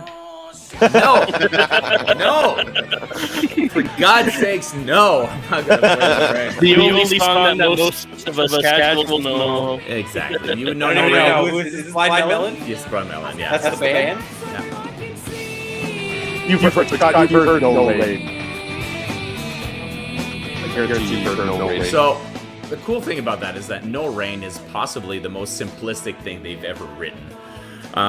Like Counting Crows or a lot of bands like that have had a very big, accessible hit, they're one of these bands, though, that have incredibly talented musicians in the background. And so due to the charisma of the singer and the lyrics and the way that everything come together, everyone just latches onto this one aspect or to the whole, but you never really dig into how really amazing all of these musicians were, and how great this entire album is. Tones of Home, No Rain, and maybe Dear Old Dad. I forget what the other, but there's one more that's kind of popular on that album. The rest of them, it's sad when you look at, you can see the number of listens on Spotify, right? And that's kind of, you see which song, like No Rain has 20 million listens, whatever. Yeah. And then all of their other songs are in the hundreds of thousands. You know what I mean? It's all like, it's very, very low compared. But those are the good songs. That's the thing. They're not concept albums in their themes, but the music and the way the music speaks and how the musicians are so tightly in tune with each other, it really brings all of that, that whole album together. And Shannon Hoon, of course, celebrated as a singer, Troubled, of course, which always leads to good music. Blind Melon coming out during the whole, right at the tail end of the grunge time, where they got to actually continue and transcend, but they were never fully alternative grunge, although they managed to fit a little bit in there. They managed to also continuing on. Unfortunately, Shannon Hoon passed away before they could do too much, so having released only 2 albums while he was alive, and then Nico, which was posthumous, which was mostly new material, and all very, very good as well. But this one album is one that I listened to over and over and over again when it came out. When you say, did you have posters in your room when you were a teenager? Yes, I did. And was Blind Melon one of them? Definitely one of them. And it's the one that I looked at a lot, and I absolutely enjoyed. So to me, this is definitely, when we're saying, again, the loose, is it loose? I don't know. It's like this one, it could be loose, but it definitely belongs in the top 3. And it's very close to their second album, Soup. That's it. Cool, Blind Melon by Blind Melon. That's my number 2 album. Very cool. Very cool. Thanks. Nice. No one has anything to say. They're like, good. We're glad for you. We're very happy for you, Francois. They're like one of those bands. They're you're right. With the rest of their tracks on their album are like a jam, I won't say like a jam band, where they're like, they have a bit of that jam band influence, but without going too long, and they don't go long into the improvs, but right. They have more of a, let's take a second to just let the music do a thing for a second, exactly. And then we'll come back to the actual structure of the song. So exactly, yeah, which I like that. I like it's good. It's kind of like stuff you put on when we're chilling outside and they got a barbecue. Yeah, you put that on in the background because it's upbeat but not aggressive. Yes. But it's also not depressing. Like it's got a message, but it's not depressing as depressing as his life became, and the subjects he sang about could be very sad. He still did it in a sort of upbeat, sort of engaging way. So yeah, for sure. Big fan of Blind Melon. Even the newest album, For My Friends, which was released with the new singer, it's been removed off of Spotify for some reason, so I have to find it now. But even that, again, if you're a fan of Blind Melon because of the music and not just because of No Rain and Shannon Hoon, then you've got the remainder of the band is here making music, and it's as good. It's and they took their time to pick a new singer, so check it out. That is a perfect segue into my number 2. I intended it that way. Not psychically knowing that it was going to be that way. So my number 2 is from a band that was so I don't remember how to, I had a way I was going to preface it, and I screwed it up somehow. We'll fix it in post. This band was became a band that I love. They're in my top 5 bands afterwards, because again their singer passed away, and that band is Joy Division, and this album is Unknown Pleasures. Mm-hmm. You probably recognize the album cover, and I will bring up their album cover. their album cover has become a like very hipster thing. Is from 1979, the very first record, full studio record released on Factory Records, produced by the genius Martin Hannett, who was an absolute nutcase but also created these crazy sounds. And so we have. Oh, I'm sorry.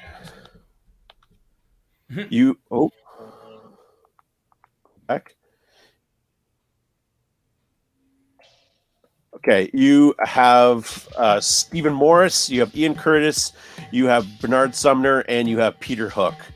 And they are from Manchester, England. They came out of basically like an impoverished industrial area of England, Manchester at the time. It was very drab. It was very dreary. There wasn't a lot going on. There's a lot of factory jobs and just hard living. And you have these four guys that come out of that environment, and they start getting into punk music. And so there's the famous concert that the Sex Pistols put on. The Sex Pistols show in England that one of the very first shows they put on. There was a handful of people in there, and all the people, I think there was like maybe 30 people there, and they all went on to form bands like the Clash. I think there's the Buzzcocks, and there was Joy Division. And so these four guys were at that show. They decided to become a band, and they got together, started learning instruments, kind of figuring stuff out. They got some space to figure out how to play their albums or play their instruments, and started touring, playing shows around town. And they basically like started aggressively like almost attacking people to like, hey, you got to check out our stuff. Then you got to check out our music. And so eventually they got the attention of Tony Wilson, who was a local or like a celebrity at the time. He was had some TV shows. He had music TV shows in England, and went on to become a very famous journalist.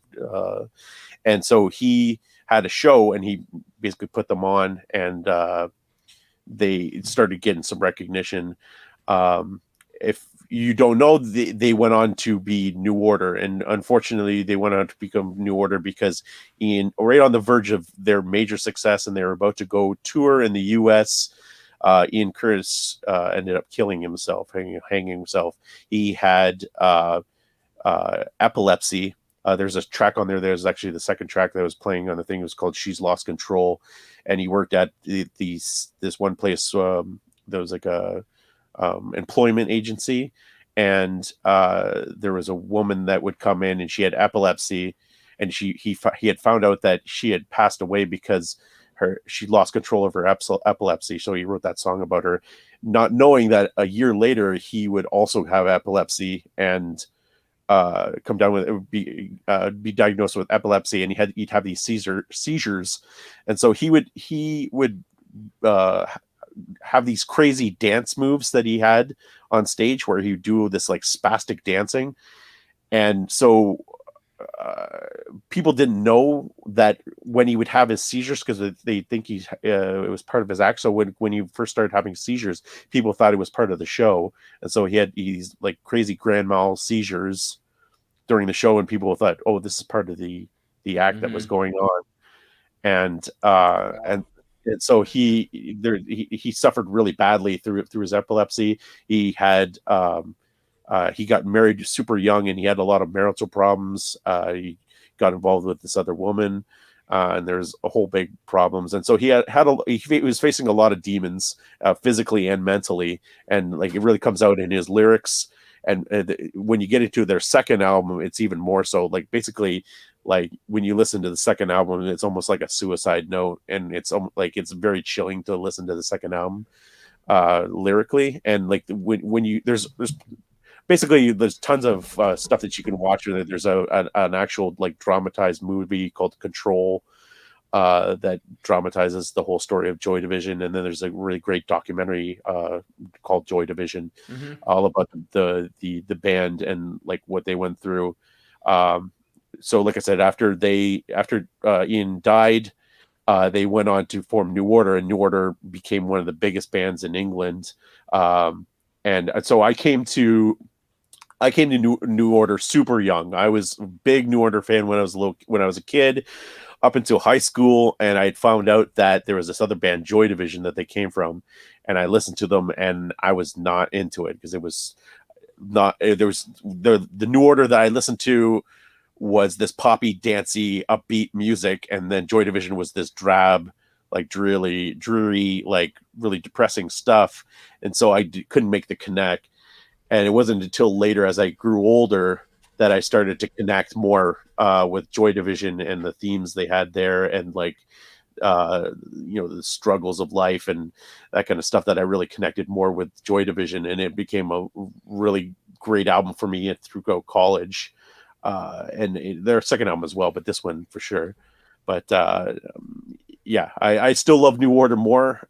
Just again, it's a matter of like, what do I feel like in the mood for? Do I feel like being bummed out and chilling, or do I feel like dancing? So, but yeah, I love Unknown Pleasures. That's my number 2. Cool. It's a good one. Scott. Cool. Okay, run it back my way. I got a band too, so I don't. I'm not just keeping it with artists this time. My number 2 is definitely a band. It's considered rock. It's pop rock. It's not as hard as I can get, but it's as hard as I mainstream get. And what I'm talking about is 2002's Songs About Jane by Maroon 5. It. Yeah. When you said it gets hard, but not, I was like, he's picking songs about Jane. That's great. I love it. This is honestly, so I've seen Maroon 5 in concert 3 or 4 times. I remember hearing this album in high school. I don't know where they were, whatever they were on, and I was like, they're playing Harder to Breathe, and I was like, this is outstanding. This is exactly what I like in when it comes to music. For 20 years, this has been a regular play. Like I said, Maroon 5 has undertaken a lot of different gimmicks and angles, and short of Nickelback, they're probably one of the most hated albums or hated acts out there. It's not hard to find people that don't like Adam Levine. I worship at the altar of Adam Levine, guys. That guy rules. So we'll go through this track list on this. You start with Harder to Breathe, which this is one, and this is the only band that I can quintessentially say that I can name those members. I know who Jesse Carmichael is. I know who James Valentine is. I know where they are with their people now. I know what happened with Matt Flynn and how he came back and left and came back, and how on Overexposed they partnered with Mutt Lange to give them a more like synth pop sound. Like, that's the only band I know the story of, and I know that Harder to Breathe. So this album was originally recorded under their previous band named Karis Flowers, and James Valentine and Adam Levine are high school friends. So they had a band and they started working on the songs. Again, as we talked about earlier, it takes a decade. They have a decade worth of songs, and rock, relatively easy to come out with stuff. So they all had a crush on the same girl, and I think Adam Levine dated her. They broke up, and it was a nasty breakup, and all these songs are relative breakup songs.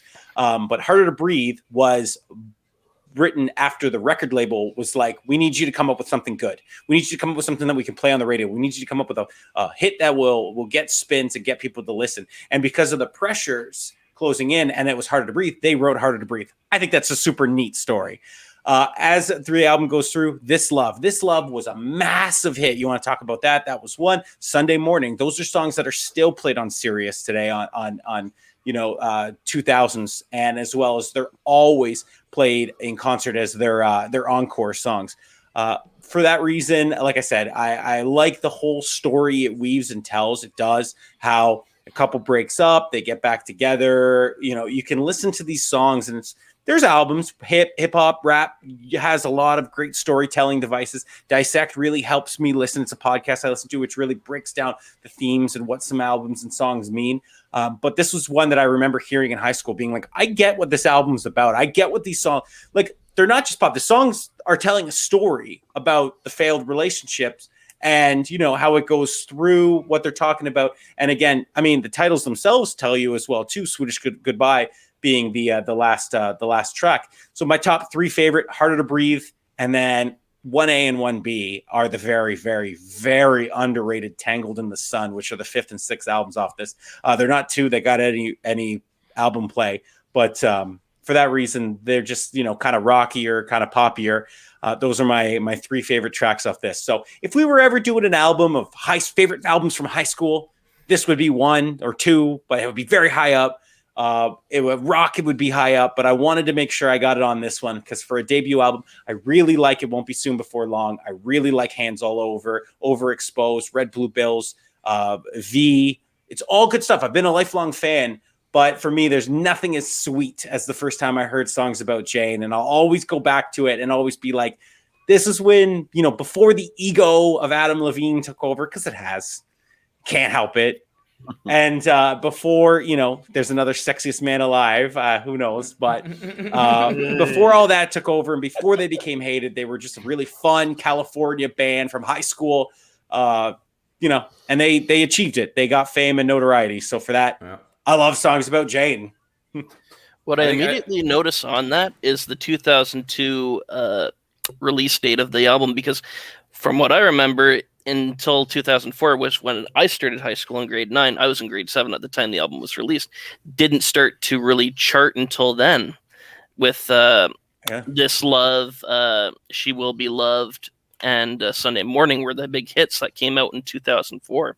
Didn't know that they released it in 2002. Well, that's exactly. I'm looking at the Wikipedia here. It was released in June 2002, but you're looking at She Will Be Loved and Sunday Morning were hits in June and November of 2004. Mm-hmm. So they had Harder to Breathe in summer 02 and This Love January 04. So they relatively coasted or had some troubles with that in 03. So, yeah. Interesting. That's fun. And then again, their follow-up album took 5 years. It Won't Be Soon Before Long. That came out in 2007. So when they played the Super Bowl a few years ago, one of the what's those dumb bets you do? What are those called? Like prop bets? Prop bets. One of the prop bets was, are they going to start with this song? And I said no. And I said I'll one up you that bet. They're going to start with Harder to Breathe. And sure enough, they did. My buddy laughs at me every time that song comes out because your reaction when the songs when they started with Harder, my reaction was so viscerally happy that he was like, it was just hilarious. Like you've never seen a man so happy to hear Harder to Breathe by Maroon 5. Scott's going to challenge you on that one. Maroon 5 shirt on of that. I have a concert Maroon 5 shirt. I was wearing that at the Super Bowl. It was a Patriots Super Bowl. I took my Brady jersey off and Maroon 5. I'm like, I'm win-win no matter what, guys. That's great. That's amazing. Yeah, man, it's a great song. It's a great song. All right, number Jim, 1. Here we go. Number 1. Should we do honorable mentions first, or should we do number 1? No, we can do honorable mentions. I have some. I don't have anything official, but I have some leftovers that I can think about. I have one for an honorable mention. I won't go too deep into it, even though it is a great album. But my number 2 or my honorable mention, I should say, is Weezer, the self-titled Blue album, 1994. Most people remember it for Buddy Holly, the awesome music video that went along with it, the Happy Days theme. Sold a ton, really got them started off. They kind of, what was their second album called? Green album. Pinkerton, right? Yeah. Oh, Pinkerton, yeah. Pinkerton. Yeah. They kind of slowed down after Pinkerton. It wasn't as critically acclaimed or as commercially popular as this one, but Weezer, it's very listenable too, very, very pop rocky. Love it. Can't say enough about it. Yeah. Well, it definitely would fall under our category of like they never put anything out better than that. Let's be honest. Weezer will not put. They probably will never put out anything better than the Blue album. They've put out a catchy tune. They've put out a catchy song.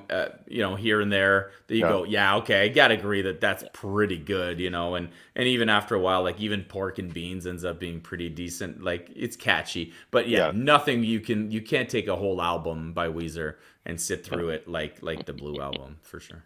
Yeah. It's really funny for me to be saying right now on this show. Yeah. In Dreams is a top song for me. For sure. I love In Dreams. Okay, honorable mentions. Go. Okay, so I'm gonna go with if we're just doing the one honorable mention.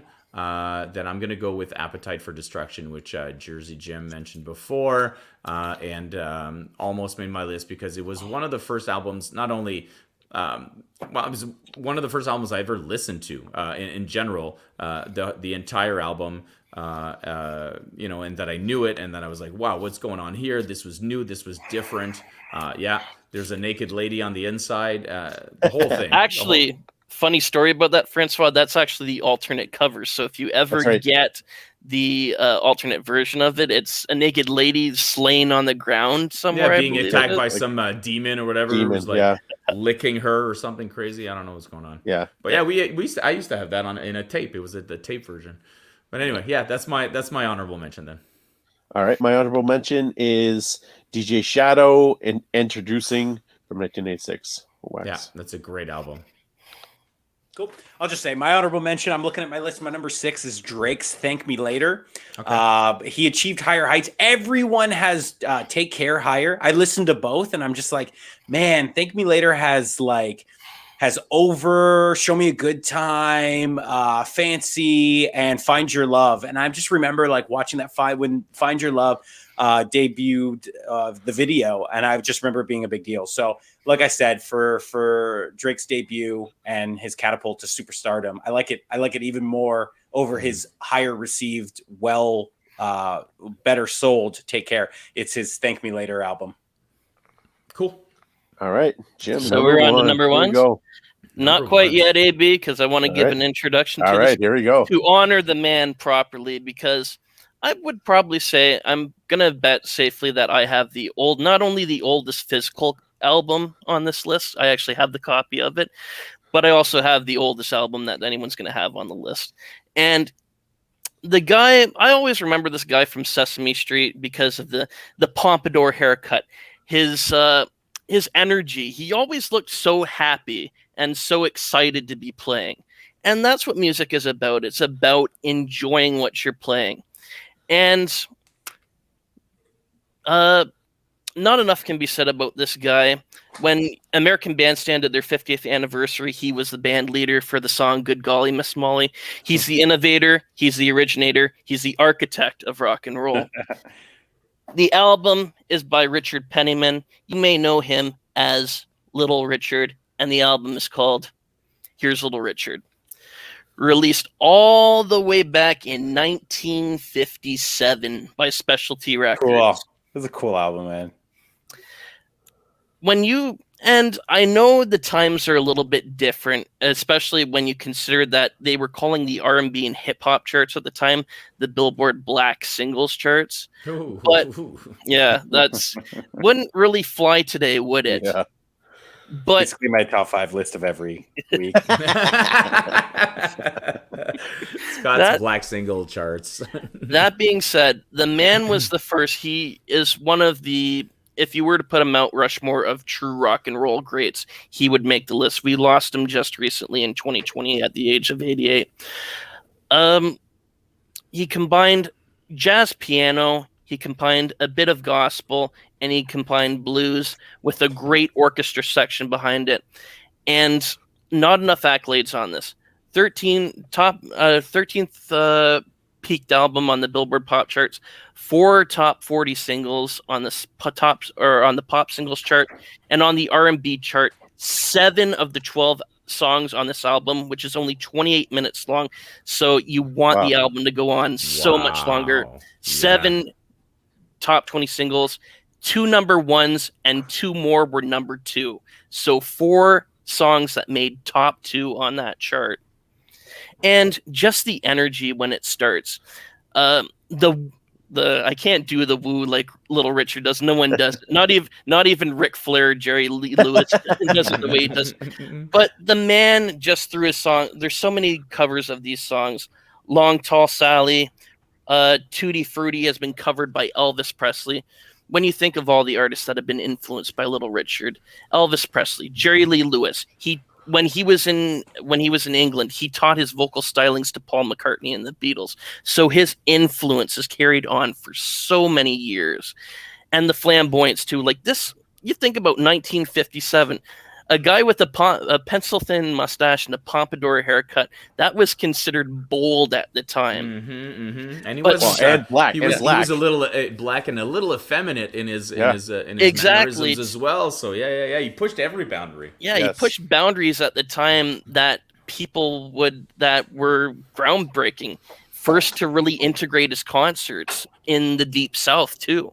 Yep. Like, there's not much more I can really say about it. I don't feel cheated when listening to this record. In fact, I almost want it to go on double the amount, because at 28 minutes, it's not enough for me. And It's almost 28 minutes long. the album's only 28 minutes long. Wildly And- short. Wow. Yeah, absolutely. But that was the thing back in the day too, is that That's right. most albums were only 8 songs, really, to be quite honest with you.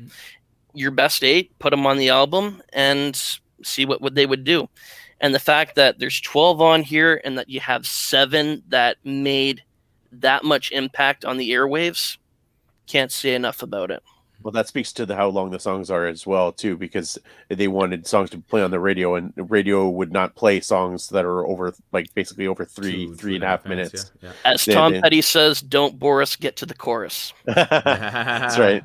So yeah, you want all your songs to be short so they get on the radio, and That's so true about one in next month's.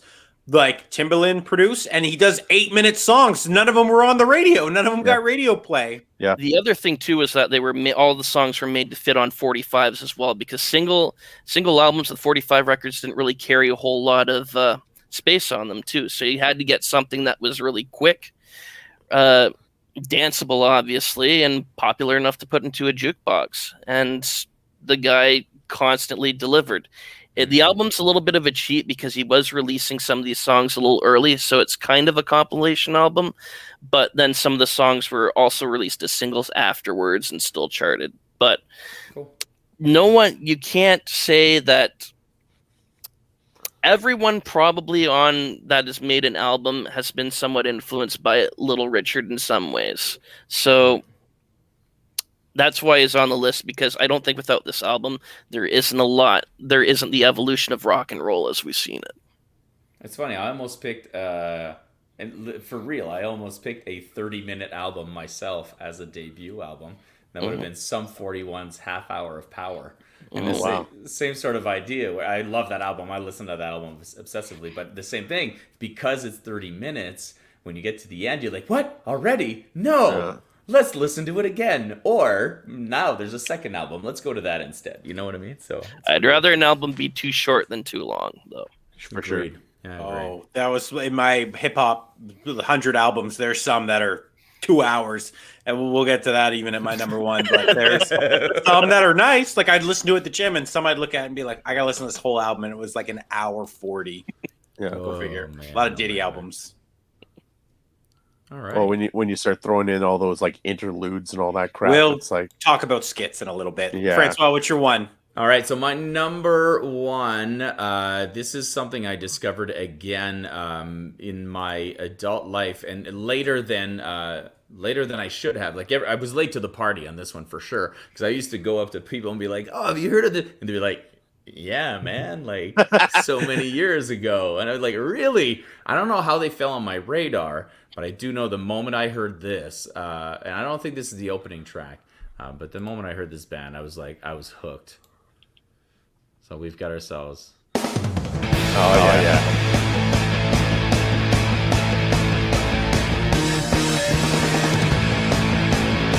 This is just an amazing album.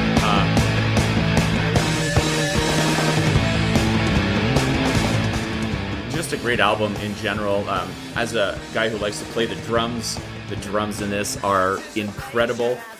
The style is very reminiscent of the stuff that I liked in the 90s, but taking a more detailed or careful approach when it came to the actual the music and the composing. It's actually composed in a very cool way where there's movements in the songs. It goes fast, it goes slow, it breaks down. Everyone gets to get a little bit of a showcase of their instrument. And the thing I really, really enjoy about it is the fact that although it's I'm a big fan of concept albums. And so anything that tells a story or that has sort of a linear flow from beginning to end, I'm going to be very, very much into. But I seem to also enjoy these albums like this one that are thematically a concept album. And this whole album is all about the nightlife. It's about these guys and what they do and how they live their nightlife. And it's, if you read about it, it's almost, it's an ode to living up, almost like you were saying about Manchester and the Joy Division, where, you know, they were a product of their environment, a very poor environment, that a lot of crime, you know, Manchester, very crime ridden, very this and that. This is about growing up in a small industrial town where basically everyone knows each other, and like every time you go out to the bar, you're trying to pick up the same girls. Like, it's always the same because it's a small town, right? And you're gonna strike out again, but well, Jesus, that's it. That's all there is. So I'm gonna do? Yeah, and the lyrics are all about that. And there's like, it's like one of them's like, "Oh, hey, what's going on?" It's like the usual lines. It's just like, "I know you from last week." Like that's the lyrics. It's in the song. He's like, "I know, but fuck it, you know. I figured I'd try again, you know." And so it's I like that it's sometimes, you know, these lyrics are too poetic, or maybe they're not relatable. This talks about stuff that even though you haven't lived it, you're like, yeah, now I feel you. I can see how that would be really cool. And it's all sorts of different aspects. So you can look at it like a concept album, but overall, it's just a very good selection of songs. And again, hits aside, even the hits are good, but all the other stuff that's in there are just, every song is just amazing. And then the next album is again a twin album for me. So it's like the Blind Melon, I was saying how, you know, first and second, I don't know, man, which one do you pick? Because it's a continuation. It's just a continuation of the same thing. So you finish listening to this, you just throw on the second album and keep going from there. And then they had a bit of a shift. It was kind of gradual, and then it had a very severe shift. Just got involved with Josh Homme from Queens of the Stone Age, and sort of because they had done what they wanted to do with this, and they wanted to do something different, and I respect that. It's almost like the Sting that we were talking about, you know, the Police, and you have to move on. You have to do something else eventually. You can't just be punk rock your whole life. Maybe you can. Is it still sincere? Is it still you? So as long as you remain you and you remain that band. That's it. But Arctic Monkeys, this is called Whatever People Say I Am, That's What I'm Not. That is the name of the album. Most people just search for it as Arctic Monkeys' first album. Great. But there you have it. That's my number one. Thank you for coming to my TED Talk. Yeah, they're a very, very British band. Like you said, the first couple albums are very British. Yeah. And like that first couple albums has that like almost the punk and garage rock sound to them. I really dig that. Yeah, but it like more dancey, They got me really into the more modern not Brit pop, but Brit rock, like and, Libertines and stuff like that. Libertines, Kasabian, and I want to seem smart and name a bunch more. Kaiser Chiefs, Kaiser Chiefs, and like I love all that shit now. Like I've got a whole playlist. It's just that, because that is a style in itself, and it's all because I discovered the Arctic Monkeys and Spotify. Man, you just create that, and then they just start spewing that stuff out, and I was like, man, this is an amazing genre. So thank goodness for the Arctic Monkeys. Cool. Yeah. All right, going to my number one. All right, so my number one is a band that pretty much defined my high school years. It was a band that I was easily my number one band in high school. And this is where things get a little touchy as far as like we're talking about, do I think this is their best album? No. Is this my favorite album of them? Yes. And that is 9 Inch Nails' Pretty Hate Machine. Pretty Hate Machine. Okay. Yeah. Yes. There you go. There it is. There it is. Did you know that was going to be on there? I had a feeling something was going to be on there that I had of yours, but okay. It's so 9 Inch Nails. It released in 1989 on TVT Records, produced by Flood and Trent Reznor. So Trent worked in a studio in Cleveland, and he worked as a janitor, and sometimes he worked as a sound engineer. And during his time when the studio wasn't being used, he would be in there messing around with gear and messing around with stuff. He was in a bunch of different bands leading up to that, but there were like 80s synth bands, and there wasn't much to them. There's exotic birds and that kind of stuff. He started getting into this, and he started listening to a lot of industrial music, like Skinny Puppy and Minstrel and that kind of stuff, and took what they did and made it accessible. And so I had some run-ins with industrial music. I'd heard some Skinny Puppy. It scared the crap out of me. I liked it, but it scared the crap out of me. But then I heard Nine Inch Nails in high school. So I came to this a little late, probably 91, 92, like definitely grade 9 in high school. And it blew my mind. I was like, this is everything that I want. This is synth music. Like, I love like synth pop from the 80s, but then there's like metal and like a hardness to it and emotional and like a seething anger behind all these songs, and like basically anger at the world, anger at the government. Head Like a Hole is basically coming out of the late 80s. It's a crying at like Reaganism, right? It's the corporate greed and all that kind of stuff. And you have this is Down in It, which is the first single off the album. Trent isn't the best singer in the world, but he leaves it all out there, and emotionally and vocally he'll just tear it up. He just screams, swings his lungs out. It's funny now, you think of him now and he's making Oscar-winning soundtracks, and you think of what he's doing now for two different movies. Yeah, I love saying that, like that Nine Inch Nails did the soundtrack for Soul. Yeah, yes, exactly. Soul, and then like Social. They went for. Social I had only heard of Network, him from Social Network. FYI, I never knew him before Social Network. Yeah, and so you have the on this you have not as hard as you would go later on. It's still more synth, still more basically synth driven. Which is what I like, and I would go on to love all the rest of his stuff. You have Downward Spiral, which came out in high school, and which was a humongous album for me in '94, and that blew my mind too. And that one's a lot harder. You have the Wish and Broken EPs in between that, also much harder, much more industrial metal than they are industrial like synth. Music, and so I love all that too. Don't get me wrong, I definitely love those albums, and people will say, "Oh, that Downward Spiral is his best album," and I won't disagree with that. Yeah. But Pretty Hate Machine has so much more attached to it for me. A lot more memories in high school, a lot more things attached to it emotionally.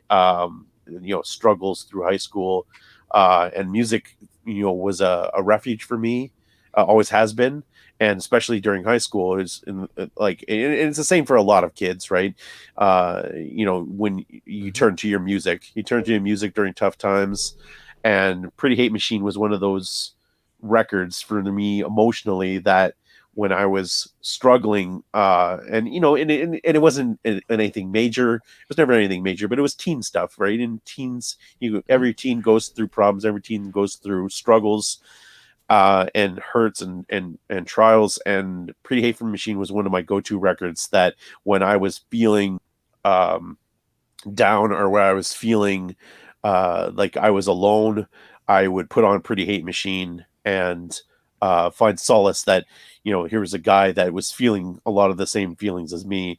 Here was a guy that was laying all this emotion out for everyone to hear.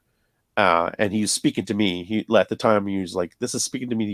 He's speaking to you right now." And so that for that reason alone, it's one of my favorite albums of all time, because it came right at the time when I was feeling a lot of these emotions and a lot of this seething anger at the world, and it just was like the perfect time. It was just slid right in there, and like, this is it. This is this is Yeah.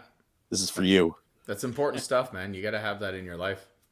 That was corn for me in my young 20s Sure. There you go.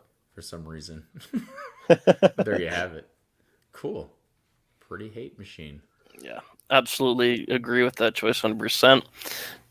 Close to top 10 for me, but nothing like Terrible Life for me. It's basically my angry song whenever I put it on at work. No one knows. Because I boom it over a loudspeaker too, so it's like, okay, no one come near Jimbo when that song's on. That's amazing. I love that. Like a warning song. Yeah. Warning, do not approach. Most of the time, whenever Nine Inch Nails comes on, it's like, leave Jim be for the next 3 or 4 minutes. Oh yeah, and again, Nine Inch Nails is a band I've seen several times and always puts on an incredible show because he is so into the production and not just in the music but also in the show. The show is all about the stage presence, the show, the lighting, the stage. He's just he's an artist and really puts a lot of thought into his music and his shows. So I love Nine Inch Nails. Nice. All right, We so all know- finish it off, man. We all know where this is going.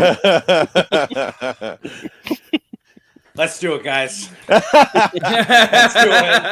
Everybody in the universe that knows Scott Desmonds knew where this was going. Got my hat, There you go. guys. How You at wore the the 2 hour, right hat. 10-minute mark do I do justice to the college dropout, Kanye West, 2004? First and foremost, this podcast, this spinoff, however we may, is going to be very Kanye focused. Kanye West is my favorite human being in the world of music, and second only to Will Smith in probably pure entertainment. I am a Kanye West mega stan, and I've been a Kanye West fan since day one. And I'm going to, in the next 5 minutes less, try and just decipher a little bit of what the Kanye West fandom means to me. Let's dive into Kanye West's extraordinary debut. Well known before as a producer of a lot of Jay-Z songs, Mr. H to the Izzos, back to Wizark. Did Mary J. Blige, Janet Jackson, Pharrell. He did John Legend's Get Lifted. He was throughout that as a producer. Realized, I'm doing the beats. I'm making the lyrics. I'm coming up with lyrical wordplay. I need to put it together. No one took him seriously. Jay-Z never thought he would have succeeded in his right mind. 7 years after this, they're doing Watch the Throne. But let's get through Kanye's debut. Little long-winded at 76 minutes, but that goes to the narrative of the album. So this whole thing is all about what it means to be a successful black man at the turn of the century in America. And, you kick it right off with a Bernie Mac impressionist saying, hey, Kanye, you made it. You're successful. Can you sing something for the kids? We Don't Care goes into an immediate song about drug dealing to make money and all the people that have to do it out of school because school doesn't matter. And how people are going to make their money is by selling drugs. Comes back from graduation day, the Bernie Mac impressionist goes, what in the fuck was that? It's great. It kicks off on the pure tempo of what the album is.